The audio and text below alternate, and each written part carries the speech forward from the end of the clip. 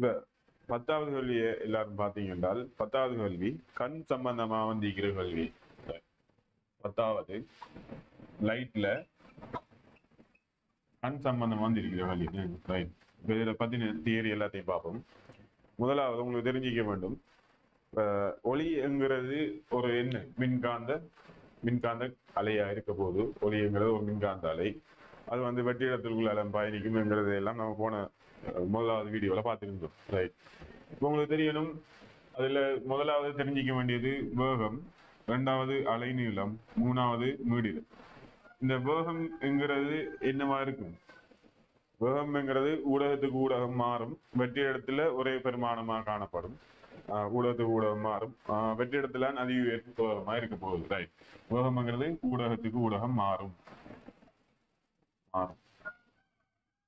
அலை நீளமும் ஊடகத்துக்கு ஊடகம் மாறும். அது எப்படி மாறும் என்றால், வேகம் எவ்வாறு மாறுகிறதோ அவ்வாறு அலை நீளம் மாறும். இப்ப V = F lambda. இப்ப உங்களுக்கு தெரியும், இந்த மீடியன்ங்கிறது ஒரு செகண்டுக்கு எத்தனை அலை உருவாகுது என்கிறது தான் இந்த மீடியன். அப்படின்றால் இந்த மீடியன்ங்கிறது எங்க போனாலும் என்ன செய்யாது, ஒருபோதும் மாறாது. ஒரு செகண்டுக்கு உருவாகுது எத்தனை அலை உருவாகுதோ அதுதான் இந்த மீடியன் சொல்லுவோம். இது வந்துட்டு உருவாகுற உற்பத்தியாக்கிலான் இருக்கும், அங்கே இருக்கும். அது மாறினா தான் இந்த மீடியன் மாறும். இந்த மீடியன் ஒருபோதும் எப்போதும் மாறாது. சரி, அப்ப உங்களுக்கு தெரிஞ்சிக்கும் F = V/lambda. உங்களுக்கு தெரியும் மீடியன் எப்போதும் மாறாது. வேகம் வெற்றி இடத்துல உயர் வேகமா இருக்க போது, மிச்ச இடத்துல எல்லாம் குறைவான வேகமா இருக்கும். அந்த வேகம் குறைஞ்சால் இது என்ன நடக்க போகுது? வேகம் குறைஞ்சால் இது அரைவாசி ஆகினா, இதுவும் அரைவாசியா ஆகினா தான் என்னவா இருக்கும்? இந்த மீடியன் மாறாம இருக்க போகுது. சரியா? இது தெரிஞ்சுக்க. இப்ப உங்களுக்கு தெரியும், ஆரம்பத்தில் எல்லாரும் படிச்சுப்பீங்க, இது ஒரு தளம், இது ஒரு ஊடகம், இது இன்னும் ஒரு ஊடகம். இந்த ஊடகத்துல ஒரு ஒளிக்கதிர் ஒன்று வந்து படுது. அந்த படுற இடத்துல நமக்கு அந்த ஊடகத்துக்கு படுற இடத்துல அந்த தளத்துக்கு செங்குத்தாக்குறது தான் செவ்வன் சொல்லுவோம். அந்த செவ்வன் ஏன் கீறோம் என்றால், இந்த ஒளி விளக்கு அந்த செவ்வனை விளக்குதா நோக்குதான்னு பாக்குறதா இந்த செவ்வன் கீற. அந்த செவ்வன் கட்டாயம் கீற வேணும். ரைட். இப்ப இது வந்து படுகிற கோணம் I என்று சொல்லுவோம், படுகோணம் I. இப்ப இந்த ஊடகத்தை பொறுத்து எந்த ஊடகம் ஒளியால் அடர்ந்தது என்று பார்த்து, அந்த ஒளியால் அடர்ந்த ஊடகம் என்றால் ஒவ்வொரு மாதிரி முறியும். இப்ப இதுல தனி முறிவு சுட்டி N எடுக்கன், N1 எடுக்கன், இதுல தனி முறிவு சுட்டி N2 எடுக்கும். சரியா? இந்த தனி முறிவு சுட்டிங்கிறது அந்த ஊடகத்துல தங்கும். வெற்றிடத்துக்கு அந்த முறிவு சுட்டி N உண்டா காணப்படும் வெற்றிடம். அதுவே வலிக்கும் N உண்டா காணப்படும் என்று ஏலவெல்ல நம்ம எடுத்துக்கொள்வோம். ரைட். இப்ப உங்களுக்கு தெரிய வேணும், N1 வந்துட்டு N2 சின்னதா இருக்கான் என்றால், இந்த ஊடகத்தை விட இந்த ஊடகம் அடர்த்தியானது. அதாவது இது ஐதானது, இது அடர்த்தியான ஊடகம். அப்படி இருந்தாலும் ஒளி வந்து ஐதான ஊடகத்திலிருந்து அடர்த்தியான ஊடகத்துக்கு போனால் செவ்வனை நோக்கி என்ன செய்யும்? முடிவடைய போகுது. செவ்வனை நோக்கி முடிவடையும். இப்படி முடிவடையும். இது முறிகோணம் R சொல்லுவோம். ஸ்னெல்ங்கிறது என்ன சொன்னார் என்றால், இந்த படுகோணத்தின் சைன் பரிமாணத்திற்கும் சைன் I ஓவர் தெரிகோணத்தின் முறிகோணத்தின் சைன் பரிமாணத்திற்கும் இடைப்பட்ட விகிதம் என்னது தரும் என்று சொன்னால், இந்த விகிதம் என்னது தரும் என்று சொன்னால், இந்த இரண்டு ஊடகங்களின் முறிவு சுட்டியின் விகிதத்தை தரும். சரியா? இரண்டு ஊடகங்களின் முறிவு சுட்டி விகிதம் தரும். அது எப்படி தரும் என்றால், சைன் I என்ற N2/N1 காணப்படும். சரியா? இதிலிருந்து தான் ஒரு இதொன்று வருது, N சைன் மாறிலிங்கிறது. N1 sin I = N2 sin R. இதுங்கிறது நல்ல விதியா இருக்கு. ரைட். அதுல இருந்து இப்ப உங்களுக்கு இன்னும் ஒன்று தெரிய வேணும், சார்பு முறிவு சுட்டி என்று. சார்பு முறிவு சுட்டிங்கிறது என்னென்றால், முதலாவது ஊடகம் சார்பான இரண்டாம் ஊடகத்தின் முறிவு சுட்டி. இப்ப இது உங்களுக்கு முதலாம் ஊடகம், இதோட தனி சுட்டி N1, இதோட தனி முறிவு சுட்டி N2. இந்த ஊடகம் ஒன்று சார்பான இரண்டாவது ஊடகத்தின் முறிவு சுட்டி என்ன எப்படி எழுதுகிறால், முதலாவது ஊடகம் சார்பான இரண்டாவது ஊடகத்தின் முறிவு சுட்டி அது சமன் N2, அதாவது இரண்டாம் ஊடகத்தின் தனி முறிவு சுட்டியுங்கள் முதலாம் ஊடகத்தின் தனி முறிவு சுட்டி. சரிதானே? ரைட். இப்ப இது சமன், உங்களுக்கு தெரிஞ்சுக்க வேணும், இது சமன் இன்னும் ஒரு இதுதான் இருக்கு. அந்த ஊடகத்திலிருந்த ஒளியின் அந்த ஊடகத்திலிருந்த அலையின் வேகத்தின்கள் மற்ற ஊடகத்தின் அலையின் வேகத்துக்கு சமனாக அனுப்பும். சரிதானே? இதுல உங்களுக்கு தெரிய வேணும் N1 V1 சமன் N2 V2, அதாவது NC மாறிலின்னு சொல்லுவோம். முறிவு சுட்டியையும் அந்த ஊடகத்தில் இருக்கிற ஒளியின் வேகத்தையும் பெருக்கிறது, அந்த ஊடகத்தின் தனி முறிவு சுட்டியையும் அந்த ஊடகத்தில் அந்த அலையின் வேகத்தையும் பெருக்கிறது ஒரு மாறிலியா காணப்படும். சரிதானே? அது அடுத்த ஊடகத்தில அந்த அலையின் வேகத்தையும் அதோட தனி முறிவு சுட்டியையும் பெருக்கிறது மாறிலியா காணப்படும், ரெண்டும் சமனாக காணப்படும். ரைட். இப்ப உங்களுக்கு தெரியும் V சமன் F லாம்டான்னு உங்களுக்கு தெரியும். V சமன் F லாம்டா. இப்ப இந்த V1 ஓவர் V2 சமன் F எதுக்கும் மாறாது. இது வந்துட்டு lambda 1 ஓவர் F lambda 2, அது சமன் என்ன உங்களுக்கு? அது சமன் N2 ஓவர் N1, அதாவது முதலாம் ஊடகத்தின் முறிவு சுட்டி முதலாம் ஊடகம் சார்பான இரண்டாம் ஊடகத்தின் முறிவு சுட்டி. சரி, இப்ப உங்களுக்கு இந்த எஃப்பும் பட்டுப்பட போகுது. அப்படி இதுல இந்த உங்களுக்கு ரெண்டுலையும் என்ன வரப்போகுது? N lambda மாறிலி N1 lambda 1 சமன் N2 lambda 2. இந்த கேசஸ்ல PV மாறிலி P1 V1 சமன் P2 V2, PV over T மாறிலிங்கிற மாதிரி தான் இது உங்களுக்கு எல்லாரும் தெரிஞ்சுக்க வேணும். அடிப்படை இதுல இருந்து தான் இதெல்லாம் நிறுவி கொண்டு வருவோம். நிறுவல் உங்களோட கொப்பில இருக்கும், எல்லார கொப்பிலையும் இருக்கும், பார்த்துக்கொள்ளும். ரைட். இப்ப அடுத்தது உங்களுக்கு தெரியணும். ரைட். இப்ப நம்ம இவ்வளவு நேரம் பார்த்தது இதுக்கு இந்த கேள்வி செய்யறதுக்கு பெருசா தேவைப்படாது. ஆனா அடிப்படையை வழங்குறதுக்கு என்ன செய்யணும்? இதெல்லாம் தெரிஞ்சுக்குவோம். ரைட். இப்ப என்ன ஒன்று பார்க்கணும்.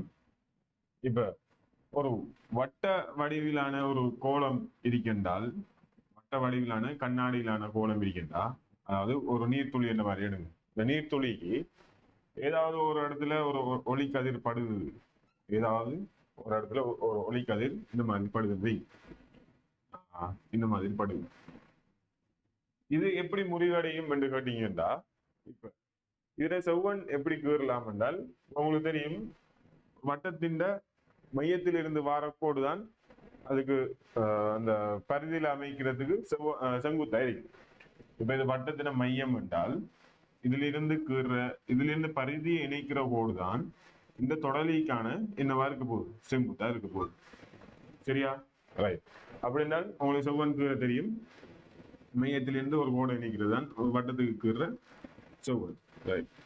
இப்ப இது வழிதான் உலகத்திலேயே ஐதான வழி இல்லாடி வெற்றிடம், அது ரெண்டு தான் உலகத்திலேயே என்ன ஐதான பதார்த்தம். அதை விட மற்ற எல்லாம் ஒளியல் அடர்ந்தது. ரைட். இப்ப இது நீர்த்துளிங்கிறதால உங்களுக்கு தெரியணும், முதலாவது ஐதான ஊடகத்தில் இருந்து அடர்ந்த ஊடகத்துக்கு செல்லுதென்றால், ஒளி வந்துட்டு ஐதான ஊடகத்திலிருந்து அடர்ந்த ஊடகத்துக்கு செல்லுதென்றால் செவ்வனை நோக்கி முடிவடையும். இது செவ்வனை நோக்கி முடிவடை. அடுத்தது இரண்டாவது, அடர்ந்த ஊடகத்திலிருந்து ஐதான ஊடகத்தை நோக்கி ஒளி செல்லுதென்றால் செவ்வனை விலத்தி என்ன செய்யும்? முடிவடையும்.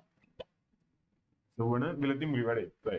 இப்ப இது வந்துட்டு இதை விட அடர்ந்த ஊடகம், இது ஒன்று, இது ரெண்டு, இது வந்துட்டு அடர்ந்த ஊடகம்.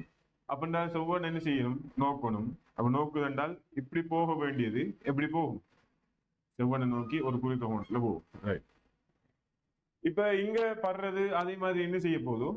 திரும்ப முறிவடைய போதும். என்றால் இது வர ஊடகம், இது வர ஊடகம் திரும்ப முறிவடையும்.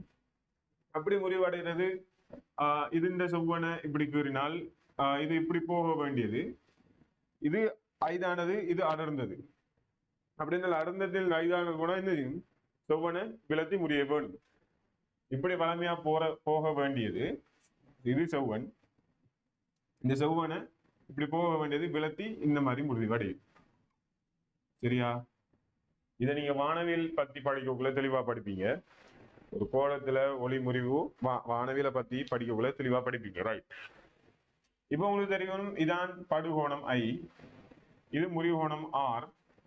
இது உங்களுக்கு தெரியும் வட்டத்தின் ஆரைகள். எதிர்பக்கங்கள் சமன் என்றால் எதிர்கோணங்கள் சமன் என எவ்வளவு படிச்சுப்பீங்க. இந்த பக்கம் சமன் அப்படின்னா இதுக்கு எதிர்க்கு பக்கம் இரண்டும் என்னவா இருக்கும், சமனா இருக்கும். இது R. அப்படின்னால் நீங்க இந்த சுனெல்லின் விதியை பயன்படுத்தி பார்த்தீங்கன்னா உங்களுக்கு இது என்ன முறிவு சுட்டி மாறாது, இது என்ன முறிவு சுட்டி மாறாது. ஏனென்றால் இதுக்கு என்ன முறிவு சுட்டியோ அதுக்குதான் இங்காலே முறிவு சுட்டி. அப்படின்னு பாத்தீங்கன்னா இந்த முறிவு கோணம் என்ன வரப்போகுது, வெளிப்படு கோணம் என்ன வரப்போகுது, இது செவ்வன். இந்த வெளிப்பாடு கோணம் ஐயா தான் இருக்கு. சரியா? இதுல இருந்து உங்களுக்கு என்ன விளங்கணும்டா, ஒரு ஊடகத்திலிருந்து இன்னொரு ஊடகத்துக்கு போய் அந்த ஊடகத்திலிருந்து ஒளி விலகி இன்னும் அதே ஊடகத்துக்குள்ள வருது என்றால் அதோட படுகோணமும் வெளிப்படுகோணமும் என்னவா இருக்கு, சமனா இருக்கு. உதாரணத்துக்கு இந்த மோட்டு செல்வன், இது இப்படி போகுது, இது ஒரு கண்ணாடி குற்றி என்று எடுங்க. இது ஒரு கண்ணாடி குற்றி, இவ்வளவு தடிப்பான கண்ணாடி குற்றி. இப்ப இங்க இந்த கதிர் இங்க படுறது, இங்க ஒரு செவ்வன் படுதென்றால் செவ்வன் என்ன செய்யணும், கீறணும். இங்க செவ்வன் வரும். உங்களுக்கு தெரியும் இது R அப்படின்றால் இது என்ன 90 - R, 90 R இருக்கு. இது 90 - R என்றால் இது உங்களுக்கு செவ்வன் அப்படின்றால் இந்த கோணம் என்னவா இருக்கும், இந்த கோணம் R இருக்க போகுது. இதுவும் R. ஏன் ஒன்று விற்ற கோணம் ஒன்றும் செல்லலாம் R. இப்ப இந்த ஊடகத்திலிருந்து ஒளி விலகி போக வேணும். அடந்தத்திலிருந்து ஐதானத்துக்கு போகுது அப்படின்றால் என்ன செய்யணும், விலகி செல்ல வேண்டும். ரைட். இப்ப உங்களுக்கு நான் கேட்கிறேன் இந்த கோணம் என்னண்டு, ஏற்கனவே சொன்ன மாதிரி என்சைனை மாறிலி என்கிறத யூஸ் பண்ணால் இதுக்கு என்சைனை அது சமன், இதுக்கு என்சைனை. இந்த என்சைனை அதாவது இந்த ஊடகத்தின் முறிவு சுட்டி N1, இதன் முறிவு சுட்டி N2, இது அதே ஊடகம் முறிவு சுட்டி N1. அப்படின்னால் நான் சொல்றேன் என்சைனை அது சமன் N2 sin R. இது இந்த முறிவுக்கு போட்டிருக்கேன். இப்ப நான் இந்த முறிவுக்கு போட்டால் N2 sin R அது சமன், இப்ப நான் இந்த கோணம் தெரியா தீட்டான் எடுக்க N1 sin θ. இப்ப உங்களுக்கு தெரியும் இது ரெண்டும் சமன், இந்த ரெண்டும் என்னவா இருக்க போது, சமனா இருக்க போகுது. அப்படின்றால் இது ரெண்டும் என்னவா இருக்க போது, சமனா இருக்க போகுது. N1 sin I Saman N1 sin θ. இதுல நீங்க பாத்தீங்கன்னா θ சமன் IN வரப்போகுது. அதாவது வெளிப்பாடு கோணமும் படுகோணமும் சமனா வரும். இதுல ஒன்றும் இல்லை, இந்த கணித ரீதியா நிறைவேட்டு போறதுதான். ஒவ்வொரு கேள்வியை பொறுத்தும் ஒவ்வொன்றும் மாறும். ரைட். இப்ப நான் என்னத்தை செல்ல வந்தென்றால் அவங்களுக்கு இந்த கோலத்துல முறிவு தெரியும். இந்த கோலங்கள்ல முறிவு எப்படி பார்க்கணும்னு தெரியும். அதாவது கோலங்கள்ல எப்படி செவ்வன் கீறி முறிவை கீறன்னு தெரியும்.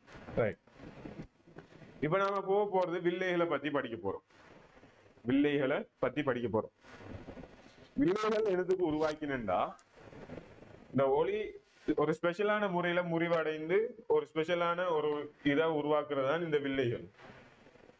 அதாவது இப்ப உங்களுக்கு தெரியும் இது ஒரு கோலம். இது ஒரு கோலம். இந்த கோலத்தை நான் இந்த இடத்தால வெட்டுறேன். சரியா? இந்த இடத்தால வெட்டி இந்த துண்டை மட்டும் எடுக்க. அதே மாதிரி இந்த இடத்தால வெட்டி இந்த துண்டை மட்டும் எடுக்க. இதுல இந்த இதெல்லாம் மறங்க. அடுத்தது என்ன ஒன்று சொல்ல வேணும், ஒளி கதிர் வரைபடம். ஒளி கதிர்ங்கிறது புறமாற்றத்தக்கது. இப்ப இந்த ஒளி இங்க பட்டு இப்படி போகுதுண்டா, அதே மாதிரி இங்கால அடிச்சீங்கண்டா இப்படி போகும். சரிதானே? ஒளி எங்கால பக்கம் வருதோ அதுக்கு அது வெளியாகிற பக்கத்துல இருந்து உள்ளுக்கு அடிச்சாலும் அதே மாதிரி தான் வரும். இதெல்லாம் கொப்பில நோட் பண்ணிப்பீங்க, இது ஒன்றும் இல்லை.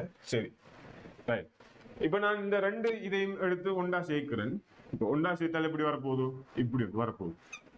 இதைத்தான் நம்ம சொல்லுவோம் வில்லை. இது குவிவு வில்லை என்று சொல்லுவோம். இன்னும் ஒன்று, அந்த ரெண்டு பக்கத்தையும் இப்படி குறைஞ்சி எடுத்த மாதிரி எடுத்தீங்கடா, இல்லாட்டி நீங்க என்னவா இருக்கலாம், இப்ப இப்படி ஒன்று வட்டி எடுக்கீங்க, இப்படி ஒன்று வட்டி எடுக்கீங்க. இதை குழிவு வில்லை என்று சொல்லுவோம். அது இப்படி இருக்கும். இது குவிவு வில்லை. ரைட். இது ரெண்டும் இது அது வழங்காட்டியும் இதை பாருங்க. இது ரெண்டு தான் தேவை உங்களுக்கு. ரைட். இப்போ ஒரு வில்லையை எடுத்தீங்கன்றால் அது வந்துட்டு ஸ்பெஷலான முறையெல்லாம் பார்க்க போறோம். ஏனென்றால் இது 3Dல வரும்.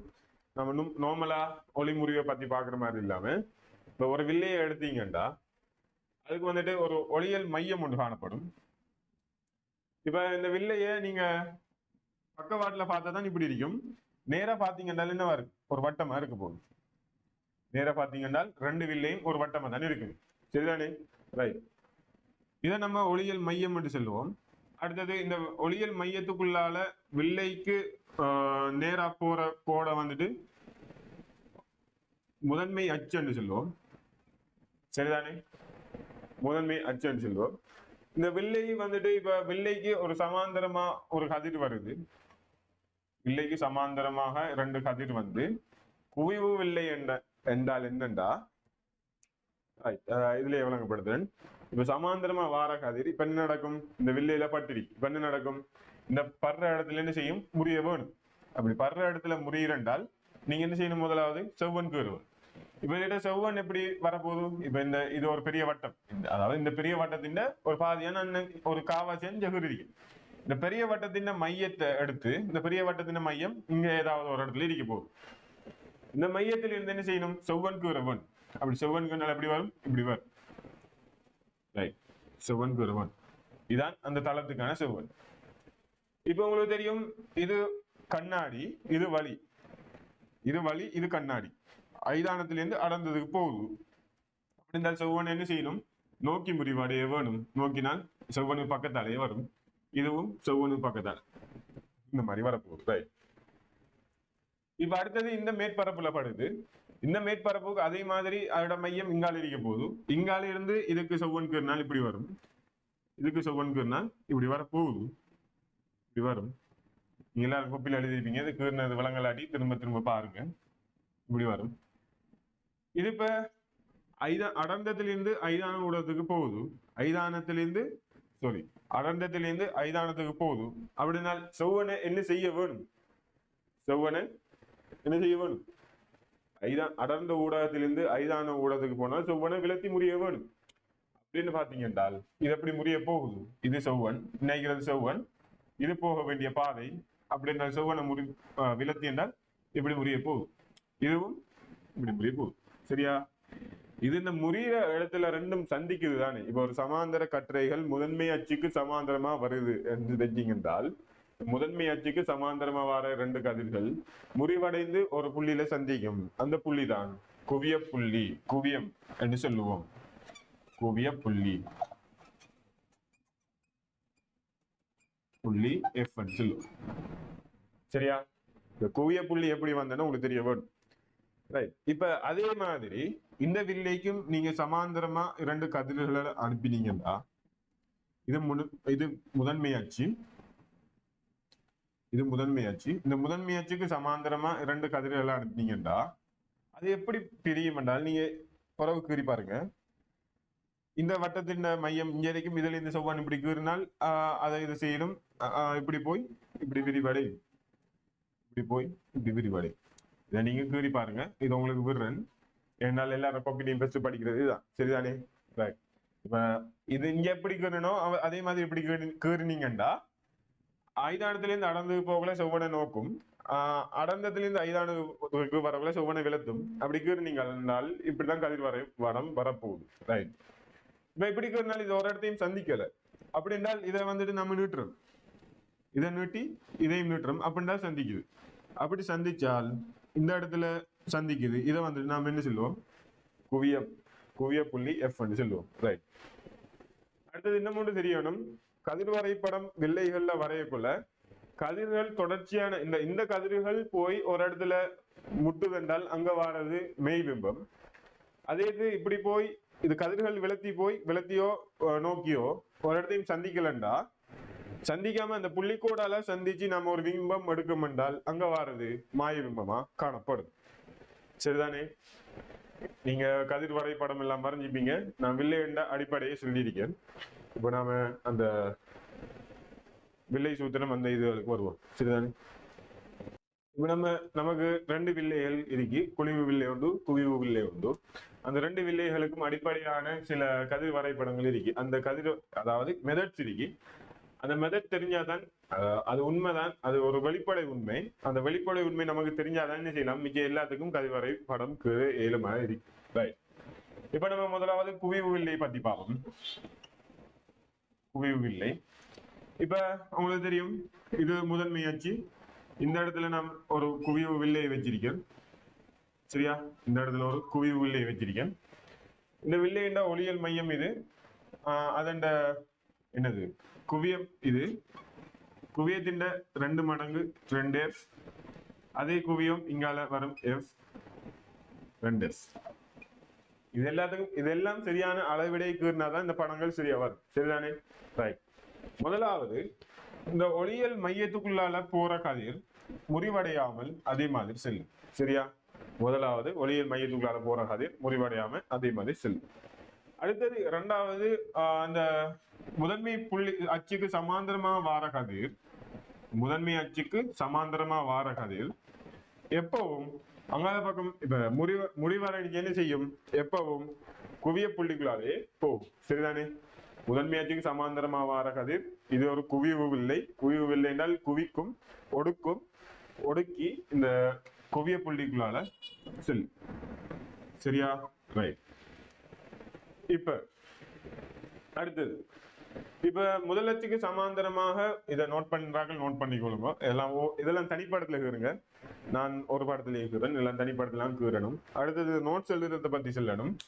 இப்ப நான் வாயை தொடர்ந்து நோட்ஸ் ஒன்றும் செல்ல மாட்டேன். நான் ஒரு நோட்ஸும் செல்றது இல்லை. நான் ஒயிட் போர்ட்ல எழுதுறது முக்கியமானது மட்டும் நான் எழுதுவேன். இது ரிவிஷன் கிளாஸ்ன்றதால செல்றது உங்களுக்கு தேவையானது என்றால் நீங்க வீடியோவை போஸ்ட் பண்ணி போட்டு செய்யலாம், நோட்ஸ் எல்லாம் எழுதலாம். வீடியோ போஸ்ட் பண்ணி தேவையானதுகளை நோட்ஸ் பண்ணி உங்களோட லாங்குவேஜில் எழுதினா தான் என்ன செய்யலாம், அது மறக்காம இருக்கும். இல்லாடி வீடியோவை திரும்ப திரும்ப பார்க்க வேண்டி வரும். ரைட். இது நோட்ஸ் நீங்க கொப்பியில சாமான்ல எல்லாம் எழுத தேவையில்லை, ஒரு ரஃப் பேப்பர்ல எடுத்து என்ன செய்யலாம், தேவையானதை ஒரு தரம் எழுதி எடுக்கலாம். அடுத்து நம்ம அந்த கேள்வியை நீங்க செய்யக்கூட நீங்கள் என்னென்ன உங்களுக்கு நினைவுல வருதோ அதை இன்னும் ஒரு ரஃப் பேப்பர்ல என்ன செய்யணும், நீங்களாவே எழுதணும், ஒன்றையும் பார்க்காம. ரைட். இப்ப அடுத்தது, முதன்மை அச்சுக்கு சமாந்தரமா வாரது எப்பவும் என்னவா இருக்கும், அந்த குவிய புள்ளிகளால போகுது. வில்லையே இந்த மாதிரி நோமலாக்குறேன், இதான் வில்லை. சரியா? குவிய புள்ளிகளால போகுது.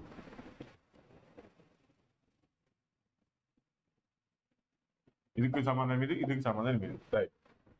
இப்ப அடுத்தது இது சரி, முதன்மை அச்சுக்கு சமாந்தரம் இல்லாம தமக்குள்ள சமாந்தரமா வந்தால் என்னவா கீறலாம் என்கிறதுதான் இப்ப அடுத்தது பார்க்க போறோம். இப்ப முதன்மை அச்சுக்கு சமாந்தரம் இல்ல, ஆனால் தமக்குள்ள சமாந்தரமா வருதாம் ஒரு கதிர்.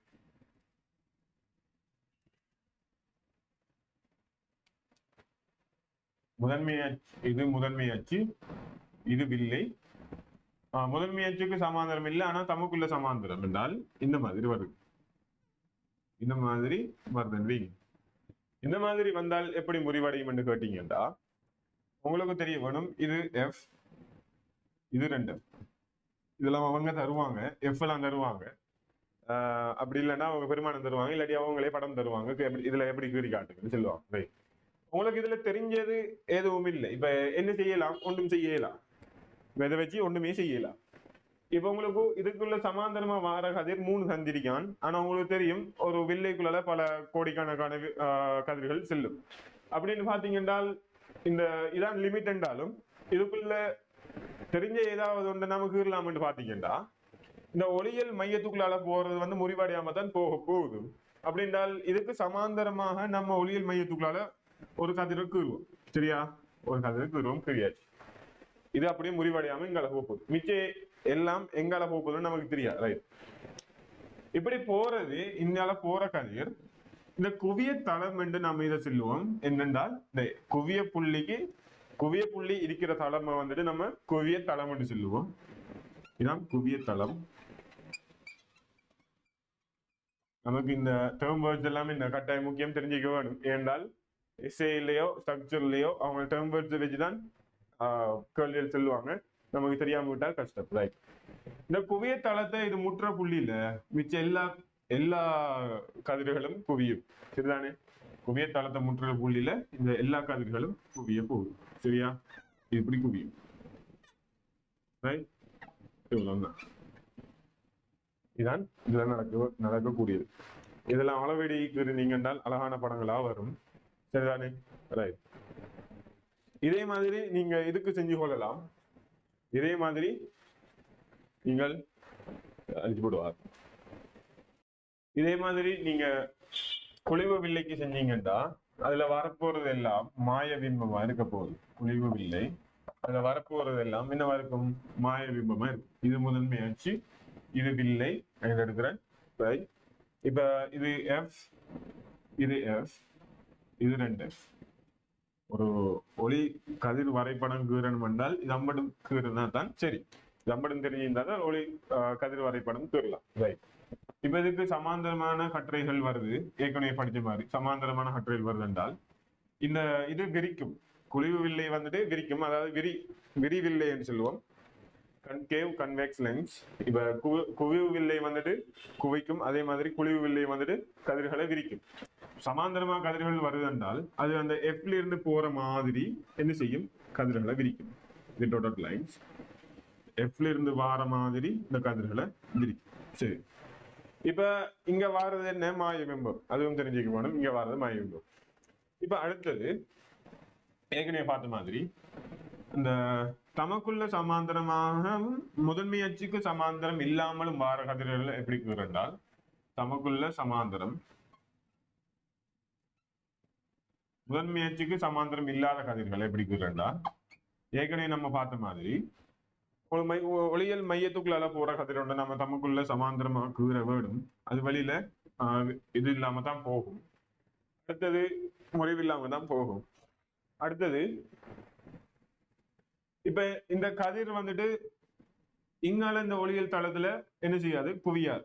ஏன்றால் இது குவிவு வில்லையில குழிவு வில்லை விரிக்க வேணும். அப்படின்னு பாத்தீங்கன்னா இங்கால இருக்கிறதுல ஒன்றும் என்ன செய்யாது? குவியாது. இதுல வந்து அதுக்கும் சம்பந்தம் இல்லை.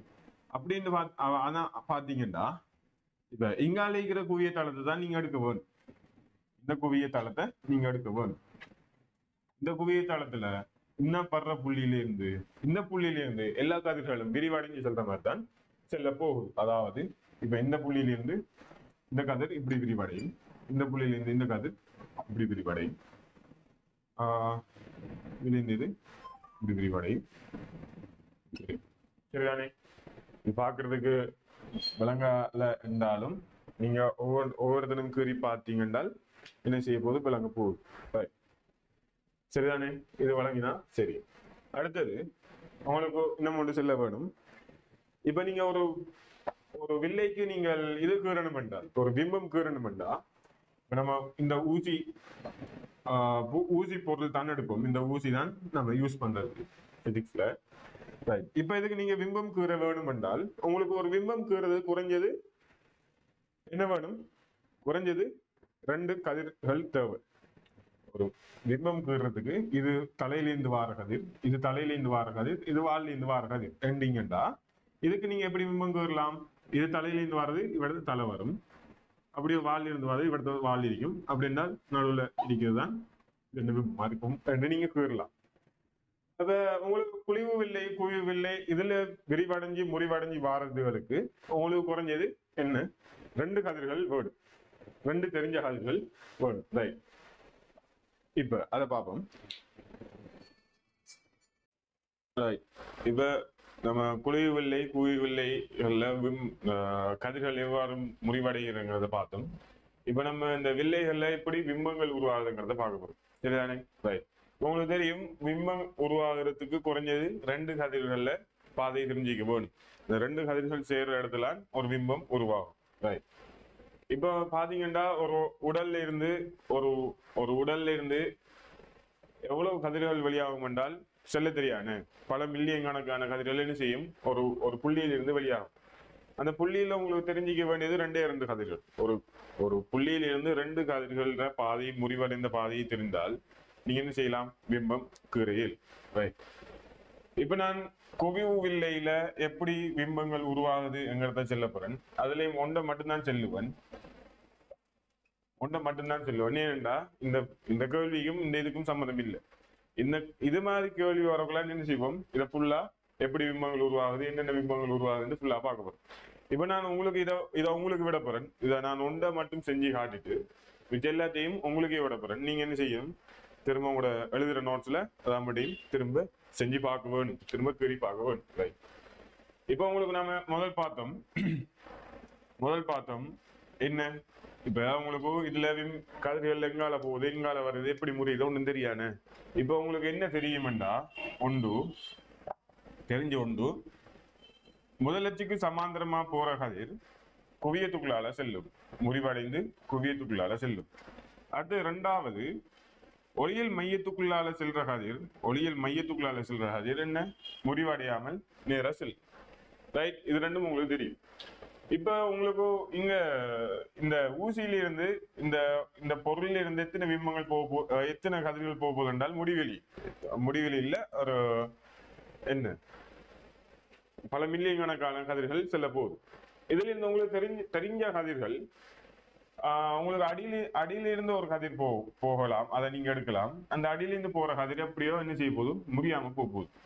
இதுல இருந்து பிம்பம் கீறலாம் என்றால் இல்லை, இங்கிருந்து போற கதிர்கள் எல்லாம் முறிவடையாம தான் போகுது.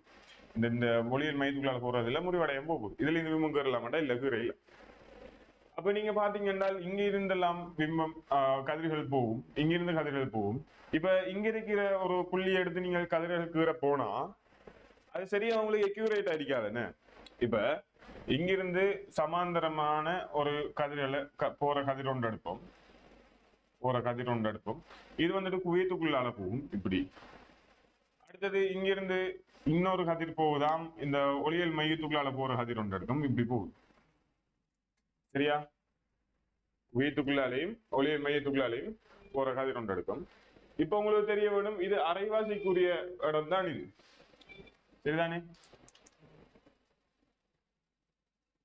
இது அரைவாசிக்குரிய இடம் தான் இது. அப்படி பாத்தீங்கன்னா இது அரைவாசி, இங்கால ஒரு அரைவாசி வர வேணும். அப்படி இல்லாட்டி உங்களுக்கு இன்னும் மெக்யூரேட்டா வேணும்னு சொன்னால் இதெல்லாம் வரைகிற முறை இல்லை, இதெல்லாம் ஏன் இப்படி கீரையலாம் ஏன் இப்படி கீறலாம்ங்கிறது சொல்றதுதான் இந்த இது. சரிதானே? ரைட். இப்ப நீங்க சரியான அக்யூரேட்டா கீறணும் என்று நினைச்சீங்கன்னா என்று வச்சீங்கன்னா இப்ப பாருங்க, நான் உங்களுக்கு தெரியும் அடி எப்படி இந்த அச்சில் அணிக்க போது, ஏனென்றால் இங்கால போற கதிர்கள் வந்து முடியாம போகுது, அடி வந்து அச்சில் அணிக்கும். இப்போ நான் இதுல இந்த உச்சி எடுக்கன், உச்சியில் உங்களுக்கு தெரியும் முதலட்சிக்கு சமாந்தரமா ஒரு கதிர் போகுது, அது வந்துட்டு உங்களுக்கு தெரிய வேணும் குவியத்துக்குள்ளால போகும், அது வந்துட்டு குவியத்துக்குள்ளால போகும். ரைட். அடுத்தது இந்த முதலட்சி இந்த தலையிலிருந்து வார ஒளியல் மையத்துக்குள்ளால போற ஒரு கதிர் எடுக்கன், தலையிலிருந்து வர ஒளியல் மையத்துக்குள்ளால போற கதிர் அது வந்து முறிவடையாமல் அப்படின்னு செல்ல போகுது, அப்படியும் செல்ல போகுது.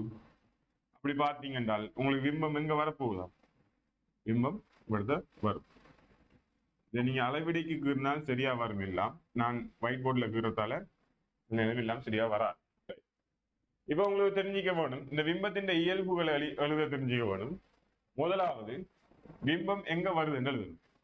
இப்ப நீங்க பிம்பத்தை 2Fக்கும் Fக்கும் இடையில வச்சீங்க என்றால் பிம்பம் வந்துட்டு 2Fக்கு அப்பால் என்ன செய்யும், வரும், 2Fக்கு அப்பால் வரும்.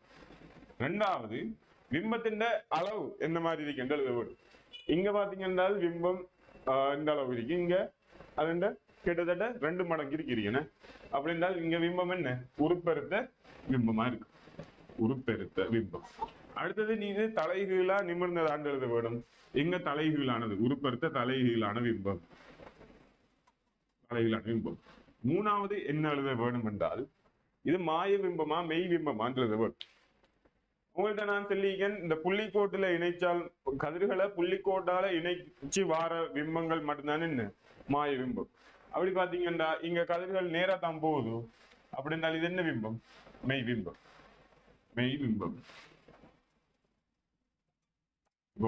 இப்ப இந்த 2Fக்கும் Fக்கும் இடையில வைக்கிற பிம்பத்தின் இயல்புகள் கேட்டால் நீங்க என்ன செய்யல வேணும், 2Fக்கு அப்பால் அந்த பிம்பம் வரும், உருப்பெருத்த தலைகீழான பிம்பம் வரும், மெய் பிம்பமா காணப்படும். இதுதான் அந்த பிம்பத்தின் இயல்பு.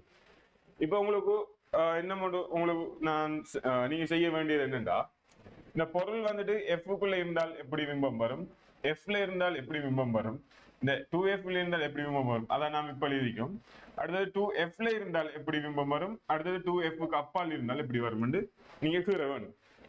அடுத்தது இன்னும் ஒன்று உங்களுக்கு சொல்ல நீங்க உங்களுக்கு செஞ்சிருக்க வேண்டும் என்னென்றால் நீங்க செய்ய வேண்டியது இந்த பொருளை இந்த ஒளியல் அந்த வில்லைக்கு பக்கத்துல வச்சிருந்து பொருள் இந்த வில்லைக்கு பக்கத்துல வச்சிருந்து அப்படியோ இங்கால கொண்டு வா 2Fக்கு அங்கால வரைக்கும் மெல்ல மெல்ல மெல்ல எடுத்து வந்தால் இந்த பிம்பம் எவ்வாறு மாறும்ங்கிறத நீங்க விவரிக்க வேண்டும். சரியா? நான் இந்த பொருளை இங்கிருந்து மெதுவா கொண்டு வரேன். மெதுவா கொண்டு வரக்குள்ள இந்த பிம்பம் இங்கால வார பிம்பங்கள் என்ன நடக்கும்ங்கிறத நீங்க என்ன செய்ய வேணும், எழுத வேணும். இப்ப நீங்க கீறி பார்த்தால் வழங்கும் இந்த எஃப்குள்ள வைக்கிற பிம்பம் வந்துட்டு மாய பிம்பமா, உருப்பெருத்த பிம்பமா, நேரான பிம்பமா இங்கால வரப்போகுது. மாய பிம்பங்கள் கதிர் செல்ற திசையெல்லாம் வரும். அப்ப நின்று புள்ளிக்கோட்டில் இணைக்க வேண்டி வரும். அதான் மாய பிம்பமா காணப்படும். அப்படிங்கிறத நீங்க எவ்வாறு எழுத வேணும். அடுத்தது ரெண்டாவது, இப்படி நீங்க இங்கால கொண்டு வரக்குள்ள பிம்பத்தின் உயரத்துக்கு என்ன நடக்கும் எழுத வேணும். பிம்பத்தின் மாய பிம்பமா மெய் பிம்பமான்னு எழுத வேணும். எங்க வரைக்கும் மாய பிம்பம் வருது, எங்க வரைக்கும் மெய் பிம்பம் வருது எங்கிறத எழுத வேணும். அடுத்தது நீங்க எழுத வேண்டியது இந்த 2Fக்கும் Fக்கும் இடையில வைக்கக்குள்ள 2Fக்கும் Fக்கும் வைக்கக்குள்ள நீங்க Fல வச்சீங்க என்றால் உங்களுக்கு பிம்பம் வந்துட்டு முடிவிலியில வரும். பிம்பம் வந்துட்டு முடிவிலியில் வரும். நீங்க அதை கீறி பாருங்க. முடிவிலியில உருப்பெடுத்த தலை நேரான பிம்பம் ஒன்று வரும். அதை நீங்க கீறி பாருங்க. அப்படியே நீங்க இந்த Fல இருந்து இந்த 2Fக்கு கொண்டு வரும் வரைக்கும் பிம்பத்துக்கு என்ன நடக்கும் என்று திரும்ப இந்த மூணையும் என்ன செய்வோம், எழுத வேண்டும். அடுத்தது நீங்க செய்ய வேண்டியதுதான் Fக்குள்ள எப்படி வரும், Fல இருந்தா இரண்டுக்கு மேடையில் இருந்தா 2Fல இருந்தா 2F அப்பால் இருந்தாலும் எப்படி வர வேண்டும். அடுத்தது நீங்க செய்ய வேண்டியதுதான் இது அம்பட்டையும் என்ன செய்யணும், குழிவு வில்லைக்கும் செய்ய வேண்டும். சரிதானே? இந்த பாடத்துல இப்ப இந்த கேள்வி செய்யறதுக்கு நான் ஒன்றும் முக்கியம் இல்லை. ஆனால் பெண்ணுக்கு வார கேள்விகள், அடுத்தது வார கேள்விகளுக்கு இதெல்லாமே என்ன செய்யும், கடும் முக்கியமா இருக்கும். நான் செய்ய சின்னது அம்பட்டையும் அடுத்த அந்த கேள்வி வரக்குள்ள செய்வன் வழங்கப்படுத்துவேன். செய்ய சின்ன அம்பட்டையும் அந்த கேள்வி வரக்குள்ள வழங்கப்படுத்துவேன். இப்ப நீங்க என்ன செய்யணும், இது அம்பட்டையும் ஒரு ரிவிஷன் மாதிரி ஒரு நோட்ல எழுதி வைக்க வேண்டும். சரிதானே? ரைட். இப்ப கதிர் வரைபடம், கதிர்கள்ல பிம்பம் எப்படி வாரங்கிறதெல்லாம் பார்த்தோம். இப்ப வில்லைகளை பத்தி என்ன செய்ய போறோம், படிக்க போறோம். இந்த வில்லைகளை பத்தி படிச்சாதான் இந்த கண்ணை பத்தி படிக்கலாம். இந்த கண்ணை பத்தி பார்த்தா இந்த கேள்வி செய்யலாம். சரிதானே? ரைட். நோட் பண்றாங்க, நோட் பண்ணுங்க. இப்ப பாருங்க, உங்களுக்கு வில்லைங்கிறது ஆய்வு இடத்துல எப்படி இருக்கும் என்றால் இந்த மாதிரி வட்ட வடிவான ஒரு சிடி, அதாவது டிஸ்க் மாதிரி இருக்கும். அதோட பக்கவாட்டு இப்படி இருக்கும். இது வந்துட்டு குவிவு வில்லை, இது வந்துட்டு குழிவு வில்லை. உங்களுக்கு பார்த்தா தெரியும். இப்ப நம்ம வில்லைன்ற இந்த பிம்பம் உருவாகிறது எப்படின்னு பார்த்தோம். அது வந்துட்டு என்ன, ஒரு ஊசி பார்த்திருந்தோம். இப்ப நம்ம பார்த்தது வந்துட்டு 2Dல எப்படி பிம்பம் உருவாகும்ங்கிறத நம்ம பார்த்தோம். 2Dக்கு மட்டும்தான் பார்த்தோம். இப்ப வில்லைகளுக்கு முன்னுக்கும் நீங்க ஒரு 3D, அதாவது நீளம் அகலம் கொண்ட, இப்ப நம்ம பார்த்தது வண்டிக்கு தான் பார்த்திருக்கோம். வண்டிக்கு தான் நம்ம இப்ப பார்த்தது. நம்ம நீளம் மட்டும் இருக்கிறது மட்டும்தான் என்ன செஞ்சிக்கும், பார்த்திருக்கோம். இப்ப அதுவே 2Dல பாத்தீங்கன்னா உங்களுக்கு தெரியும், ஒரு நீளம் ஒன்று இருக்கும், ஒரு அகலம் ஒன்று இருக்கும். என்ன 2Dல நீளம் ஒன்று இருக்கும், அகலம் ஒன்று இருக்கும். இதை அப்படியே நீங்க வில்லைக்கு முன்னுக்கு வச்சீங்க என்றால் என்ன நடக்கும், இந்த மாதிரிதான் இப்ப பார்க்க போறோம். அது நான் சும்மா சொல்லிதான் போறேன். நீங்க அதை வரைவு கீறி பார்த்தீங்க, அதாவது கதிர் வரைபடம் கீறினதான் உங்களுக்கு வழங்க போகுது. சரியா? நான் கீறினதுக்கு எந்த மாதிரி பிம்பம் வந்துச்சு, தலைகீழான உருப்பெருத்த மெய் பிம்பம் வந்துச்சு. என்ன, தலைகீழான உருப்பெருத்த மெய் பிம்பம் வந்துச்சு. இப்ப உங்களுக்கு வண்டியில தலைகீழ் என்றால் நேரா இருக்கிறது இப்படி கீழுக்கு வரப்போகுது. 2Dல உங்களுக்கு தலைகீழ் என்றால் உங்களுக்கு தெரிய வேணும், தலைகீழாவும் வரும், அதே நேரம் பக்கம் மாறாவும் வரும். இப்ப நான் இப்படி கீறேன், நான் கீறினது இன்னறிக்கன் வைங்க. இதைத்தான் நான் அதுக்கு முன்னுக்கு வச்சிருக்கேன். இப்ப வில்லையில நான் இதை பேப்பர்ல கீறி இப்படி வச்சிருக்கேன்டா, அதுக்கு அங்கால தலைகீழாகவும் உருப்பெருத்ததுமாகவும் வருதென்றால் நான் மேலுக்கு இருக்கிறது என்ன செய்ய போகுது, கீழுக்கு வரப்போகுது. மேலுக்கு இருக்கிறது கீழுக்கு வரப்போகுது. அது வந்தாலும் நம்மளுக்கு இப்ப கீழுக்கு இருக்கிறது மேலுக்கு வரும், பக்கம் மாறியும் வரும். அப்படி பாத்தீங்கன்னா இதுதான் வார பிம்பமா காணப்படும். சரியா? இதுதான் வார பிம்பமா காணப்படும். இப்ப இந்த கேள்விகள் பாஸ் பேப்பர்ல இருக்கி, இப்ப நம்பர் எழுதி போட்டு இதை வில்லைக்கு முன்னுக்கு வச்சால் என்ன மாதிரி என்ன மாதிரி உருவப்படம் என்ன மாதிரி விம்பம் கட்டியிருப்பாங்க. அது வரக்குள்ள அதை செஞ்சு பார்ப்போம். உங்களுக்கு தெரிய வேணும், வில்லைங்கிறது தலைகீழான விம்மத்தை தருது என்றால் அது தலைகீழாகவும் மாற்றும், பக்கத்தையும் மாற்றி காட்டும். சரிதானே? இது எல்லாருக்கும் தெரிஞ்சுக்க வேண்டியது. இது சில கேள்வியில மடுக்கிறதுக்காக கேட்பாங்க. ரைட்? இப்ப சரி, இப்ப இதை பார்ப்போம். இப்ப வில்லையை பத்தி படிப்போம். இப்ப வில்லை எப்படி உருவாக்குறது என்றெல்லாம் உங்களுக்கு தெரியும். ஒரு பெரிய கோலத்திலிருந்து வட்டி எடுப்பாங்கன்னு, ஒரு பெரிய கோலத்திலிருந்து வட்டி எடுக்க பிறப்பு. இப்ப வில்லையின் வளைவின் ஆரை என்று நம்ம இதைத்தான் சொல்லுவோம். இது இந்த பரிதியை எடுத்த இந்த வட்டத்தின் ஆரை தான் வளைவின் ஆரை ஆர் என்று சொல்லுவோம். வில்லையின் குவிய தூரம் என்கிறது சமாந்தரமான ஒளிக்கற்றைகள் முடிவிலிருந்து சமாந்தரமான ஒளிக்கற்றைகள் வந்தால் அது கொண்டு போய் குவிக்கிற இடம் தான் குவிய தூரம் என்று சொல்லுவோம். இது ஒவ்வொரு வில்லைக்கும் மாறுபடும், ஒவ்வொரு வில்லையும் ஒவ்வொரு தூரம் மாறுபடும். ரைட்? இப்ப உங்களுக்கு தெரிய வேணும், இந்த வளைவின் ஆரை கூடினால் வில்லை இந்த குவிய தூரம் என்கிறது என்ன செய்யும் என்றால் கூடும். வளைவின் ஆரையும் வில்லை இந்த குவிய தூரம் என்கிறதும் நேர்விகித சமனா காணப்படும். அது எப்படி வளைவின் ஆரை கூடும்? இப்ப சொல்லுங்க, இது ஒரு வில்லை, இது ஒரு வில்லை, ரெண்டும் குவிவு வில்லை தான். எதிர வளைவின் ஆரை கூடனால் இப்ப நீங்க இதை லேசா பார்க்கலாம். கீழே பாத்தீங்கன்னா இது இப்படி வரப்போகுது பெருசா, இது இந்த மாதிரி இந்த இடத்துக்குலாம் வரப்போகுது. அப்படின்றால் இதண்ட வளைவின் ஆரை கூட, இதண்ட வளைவின் ஆரை குறைவு. அப்படின்னா உங்களுக்கு இந்த வில்லையை பார்த்தா செல்ற மாதிரி இருக்க வேணும். இதண்ட குவிய நீளம் கூட, குவிய தூரம் கூட, இதண்ட குவிய தூரம் என்ன குறைவா இருக்கும். அடுத்தது உங்களுக்கு தெரிய வேணும், வில்லையின் வலுவுங்கிறது, வில்லையின் பவர், வில்லை எவ்வளவுக்கு குவிக்குது, எவ்வளவுக்கு விரிக்குதுங்கிறது அந்த வில்லையின் பவர். வில்லையின் பவர்ங்கிறது இந்த குவிய நீளம் கூடினால் பவர் குறைஞ்சது, குவிய நீளம் குறைந்தது பவர் கூடின வில்லையா காணப்படும். சரியா? குவிய நீளம் குறைந்தது பவர் கூடின வில்லை. ஏன்? இது கடுமையா ஒடுக்குது. இப்ப ஒடுக்குறத பாத்தீங்கன்னா இதை விட இது என்ன செய்யுது, இது குறைவா ஒடுக்குது, இது கூடவா ஒடுக்குது. அதான் இது என்ன பவர் கூட, இது என்ன பவர் குறை.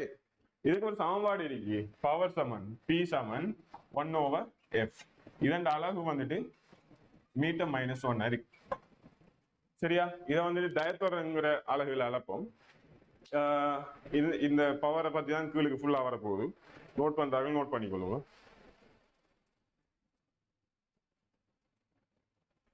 இப்ப நம்ம எல்லா இதையும் நம்ம என்ன செய்ய இயலாது, கீறி பார்க்க இயலாது. இப்ப ஒரு வில்லைக்கு முன்னுக்கு ஒரு இடத்துல இது வச்சிருக்கேன், ஒரு இடத்துல ஒரு பொருள் வச்சிருக்கேன். அது எவ்வளத்த என்ன மாதிரி பிம்பம் வரும்ங்கிறத நம்ம என்ன செய்யலாம், எல்லாத்தையும் பரிசோதனை செஞ்சு பார்க்கலாம். அந்த பரிசோதனை செஞ்சு பார்க்குற அளவுக்கு நமக்கு நேரம் மீக்காது. ரைட்?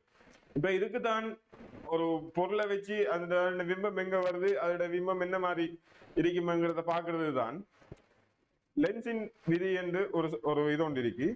அதாவது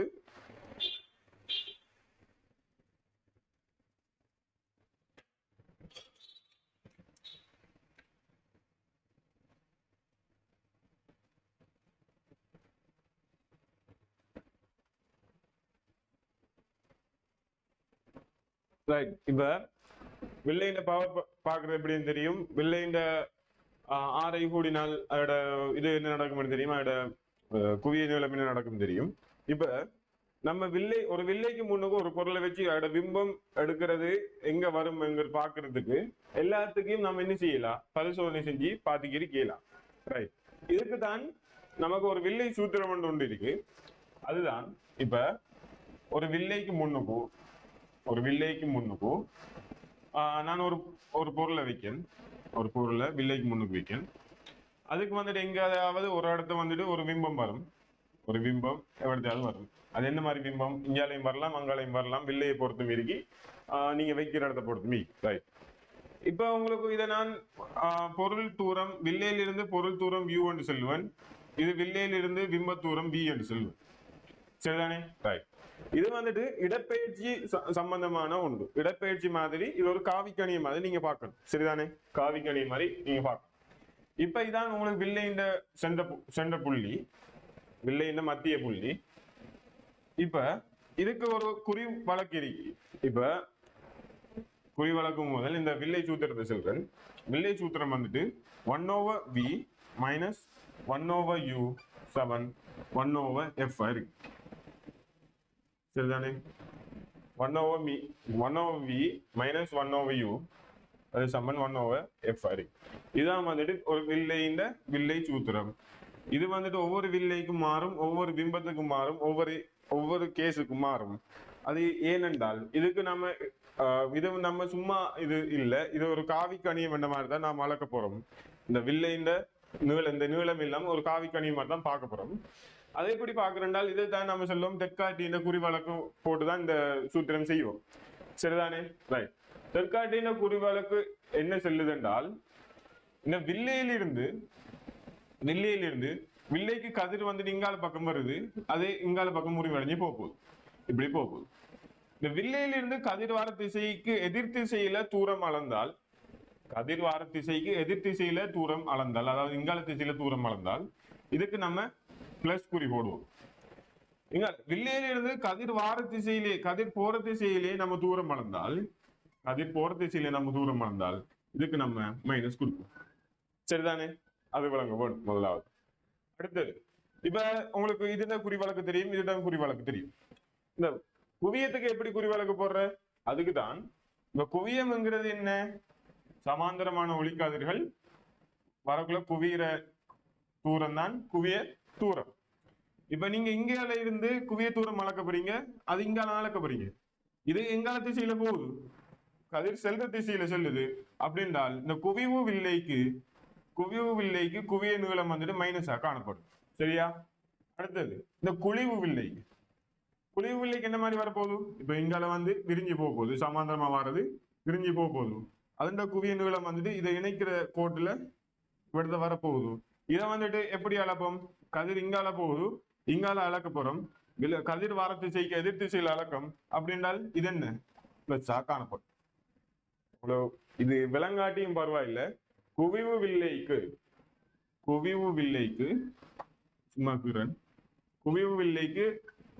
இது வந்துட்டு பிளஸ் மைனஸா காணப்படும். குழிவு வில்லைக்கு குவிய நீளம் வந்துட்டு பிளஸ்ஸா காணப்படும். சரியா? இதான் இதன் குறி வழக்கு. ரைட். இப்ப உங்களுக்கு பிம்பத்தின் குறி வழக்கு தெரியும், பொருளின் குறி வழக்கு தெரியும், வில்லையின் குறி வழக்கு தெரியும். இந்த மூணையும் நீங்க எப்படி சமன்பாடுல யூஸ் பண்ணலாம்டா, உங்களுக்கு பிம்ப தூரம் தருவாங்க, அதுக்கேற்ற மாதிரி உங்களுக்கு பொருள் தூரம் தருவாங்க, அதுக்கேற்ற மாதிரி நீங்க பிம்ப தூரத்தை கணிக்கணும். இல்லாட்டி என்ன செய்யணும்? இப்ப இது எஃப்ல இருந்தால் அங்க முடிவில் இருக்கும் உங்களுக்கு தெரியும், ஏன்னா நீங்க ஹீரி பார்த்துருப்பீங்க. அதுவே இங்க ஒரு 2Fல இருந்தால் அங்க 2Fல வரும்போது உங்களுக்கு தெரியும். அப்ப உங்களுக்கு பொருள் தூரம் தந்தால் பிம்ப தூரம் காணையிலும், அல்லது பிம்ப தூரம் அவங்க தருவாங்க. அப்படி பாத்தீங்கன்னா ஏதாவது ஒன்று உங்களுக்கு இந்த குவிய நீளம் தந்தால் குவிய நீளத்தை கேட்டு பிம்ப தூரத்தை கணிக்கலாம், பொருள் தூரத்தை கணிக்கலாம். அப்படி ஏதாவது ஒன்றை தந்து என்ன இந்த மாதிரி ஏதாவது ஒரு கணியத்தை கேட்பாங்க. இதான் வில்லை சூத்திரம். ரைட். இப்ப உங்களுக்கு தெரிய வேணும், பவர்ங்கிறது P(1/f) காணப்படும். இதுக்கும் குறி வழக்கு நீங்க என்ன செய்யணும்? பாவிக்க வேணும். அதுவே நீங்க இப்ப உங்களுக்கு இந்த குவிவு வில்லை என்றால் P வந்துட்டு மைனஸா காணப்படும். அதே மாதிரி குழிவு வில்லை என்றால் P வந்துட்டு பிளஸ்ஸா காணப்படும். சரியா? இது வழங்க வேணும். ஏன் இது அன்னைக்கு பாருங்க, F வந்துட்டு மைனஸா இருந்தால் P வந்துட்டு பூஜ்ஜியத்தோட சின்னதா இருக்கு. அதாவது இது பூஜ்ஜியத்தோட சின்னதண்டு இல்ல, இதை வந்துட்டு நம்ம மைனஸ் குறியில குறிப்போம், இதை வந்துட்டு பிளஸ் குறியில குறிப்போம். இந்த பவரை குறிக்கிறதுக்கு ஒரு அழகுதான் டயோதரன் சொல்லுவோம். இது வந்துட்டு மீட்டர்-1க்கு சமனா இருக்கு. இதை கண்டுபிடிச்ச டயோதரன் இருந்ததால அவரோட பேரை கொடுத்தி. சரிதானே? ரைட். இவ்வளவு நான் வில்லை சூத்திரம்ங்கிறதுல வில்லை சூத்திரம், அடுத்து பவரிங் சம்பந்தமான தியரி. சரியா? ரைட். இப்ப உங்களுக்கு தெரிய வேணும், இந்த ஆறுக்கும் எஃப்க்கும் இடையிலான தொடர்பு கொண்டிருக்கு. அது வந்துட்டு என்ன, உங்களை A level சிலபஸ்ல இல்ல, அதை நான் சும்மா சொல்றேன். அதாவது 1/f சமன் இந்த 1/f சமன் 1 n2 minus 1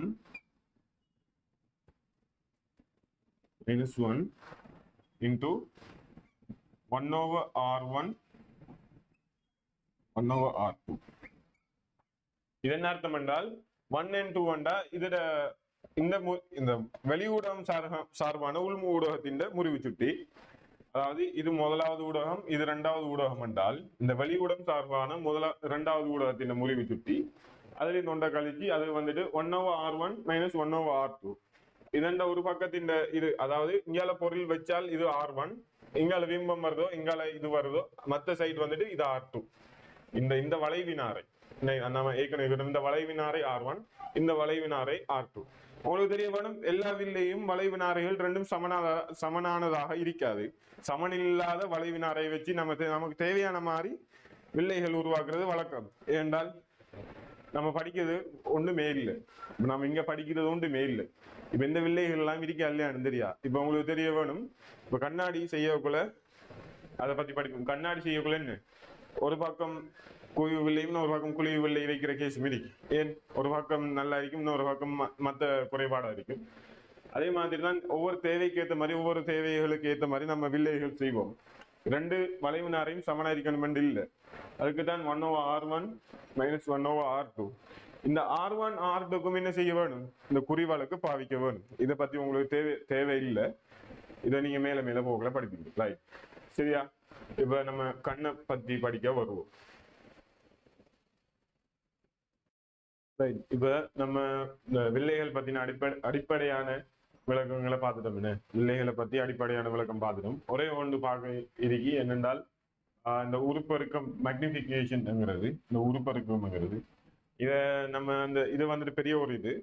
அதாவது இது பார்க்கறது சின்னது மாதிரி தான் இருக்கும், ஒரு சின்ன ரெண்டு சமன்பாடு தான். அதை விளங்குறதுக்கு என்ன ஒரு பெரிய ஒரு நேரம் போகும். அதை நம்ம அந்த கேள்வி வரக்குள்ள அதை செஞ்சு பார்ப்போம். இப்ப சும்மா நினைப்பு வச்சுக்கோங்க, உருப்பெருக்கம்ங்கிறது அந்த பொருளின் அளவை விட பிம்பம் எத்தனை மடங்கு பெரிதாக வந்திருக்குங்கிறத இந்த உருப்பெருக்கம்ங்கிறது. அது வந்துட்டு எப்படி சொல்லுவாங்கண்டா, இப்ப இதுக்கு என்ன, பிம்பத்தின் உயரத்திங்கள் பொருளின் உயரம், பிம்பத்தின் உயரத்திங்கள் பொருளின் உயரம். இதுல இருந்து நம்ம ப்ரூவ் பண்ணி போனால் உங்களுக்கு வரக்கூடியது பிம்ப தூரத்திங்கள் பொருள் தூரம்.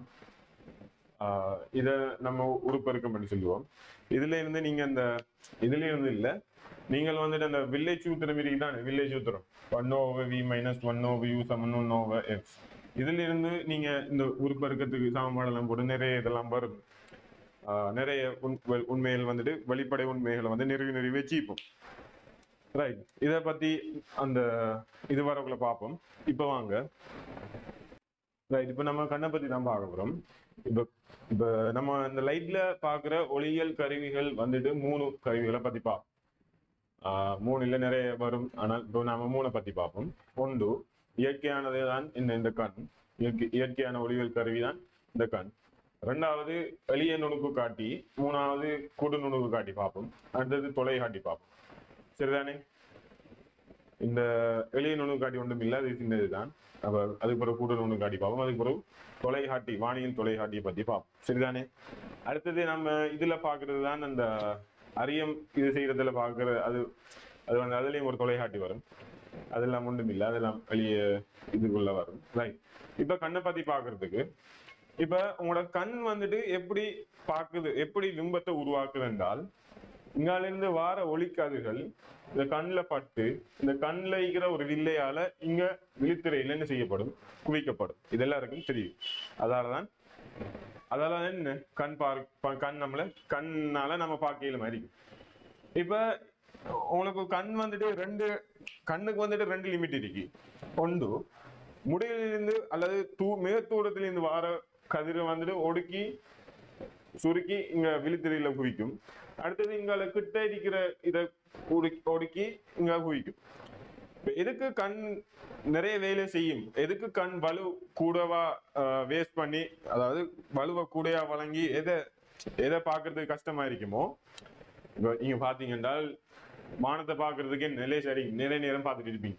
அதே இது புத்தகத்தை வச்சு படிச்சுட்டு இருக்கக்குள்ள என்ன செய்யும், கண் உடனே கடுக்கும். இந்த கடுக்கிறதுக்கு காரணம் கண்ணால வந்து நிறைய ப்ரெஷர் ஆகி நிறைய வேலை செய்யப்படுது. அந்த இதுக்கு தான் என்ன செய்யுது, கடுக்குது. அப்ப உங்களுக்கு தெரிய வேணும், கிட்ட இருந்து பாக்குறதுக்கு கண் நிறைய வேலை செய்யுது, தூரத்தில் இருந்து பாக்குறதுக்கு கண் குறைவான வேலை செய்யுது. சரிதானே? ரைட். உங்களுக்கு இன்னும் ஒரு லைட்ல தெரிஞ்சுக்க வேணும், முடிகளில் இருந்து ஒரு கதிர்கள் வருது என்றால் அது வந்துட்டு சமாந்தர கதிர்களை தான் நம்ம என்ன செய்வோம், கருதுவோம். சரியா? ரைட். இப்ப நம்ம முடிவுகளில் இருந்து ஒரு கதிர் வருது என்றால் முடிவுகளில் இருந்து 2 சமாந்தரமான கதிர்கள் கண்ணை வந்து அடையுது. சரியா? இப்படி அடைஞ்சால் இது என்ன செய்யும்டா, இதுக்குள்ள இருக்கிற குவிவாடி வந்துட்டு இதுக்குள்ள இருக்கிற குவிவு வில்லை வந்துட்டு இதை ஒடுக்கி இதை வந்துட்டு விழித்திரையில குவிக்கும்.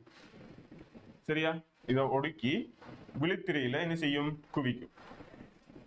உங்களுக்கு தெரிய வேணும், முடிவுகளில் இருந்து வர சமாந்தர கற்றைகளை ஒடுக்கி ஒரு இடத்துல குவிக்குது என்றால் அதுதான் என்ன, அந்த வில்லையின் குவிய நீளம் ஆக இருக்கும்.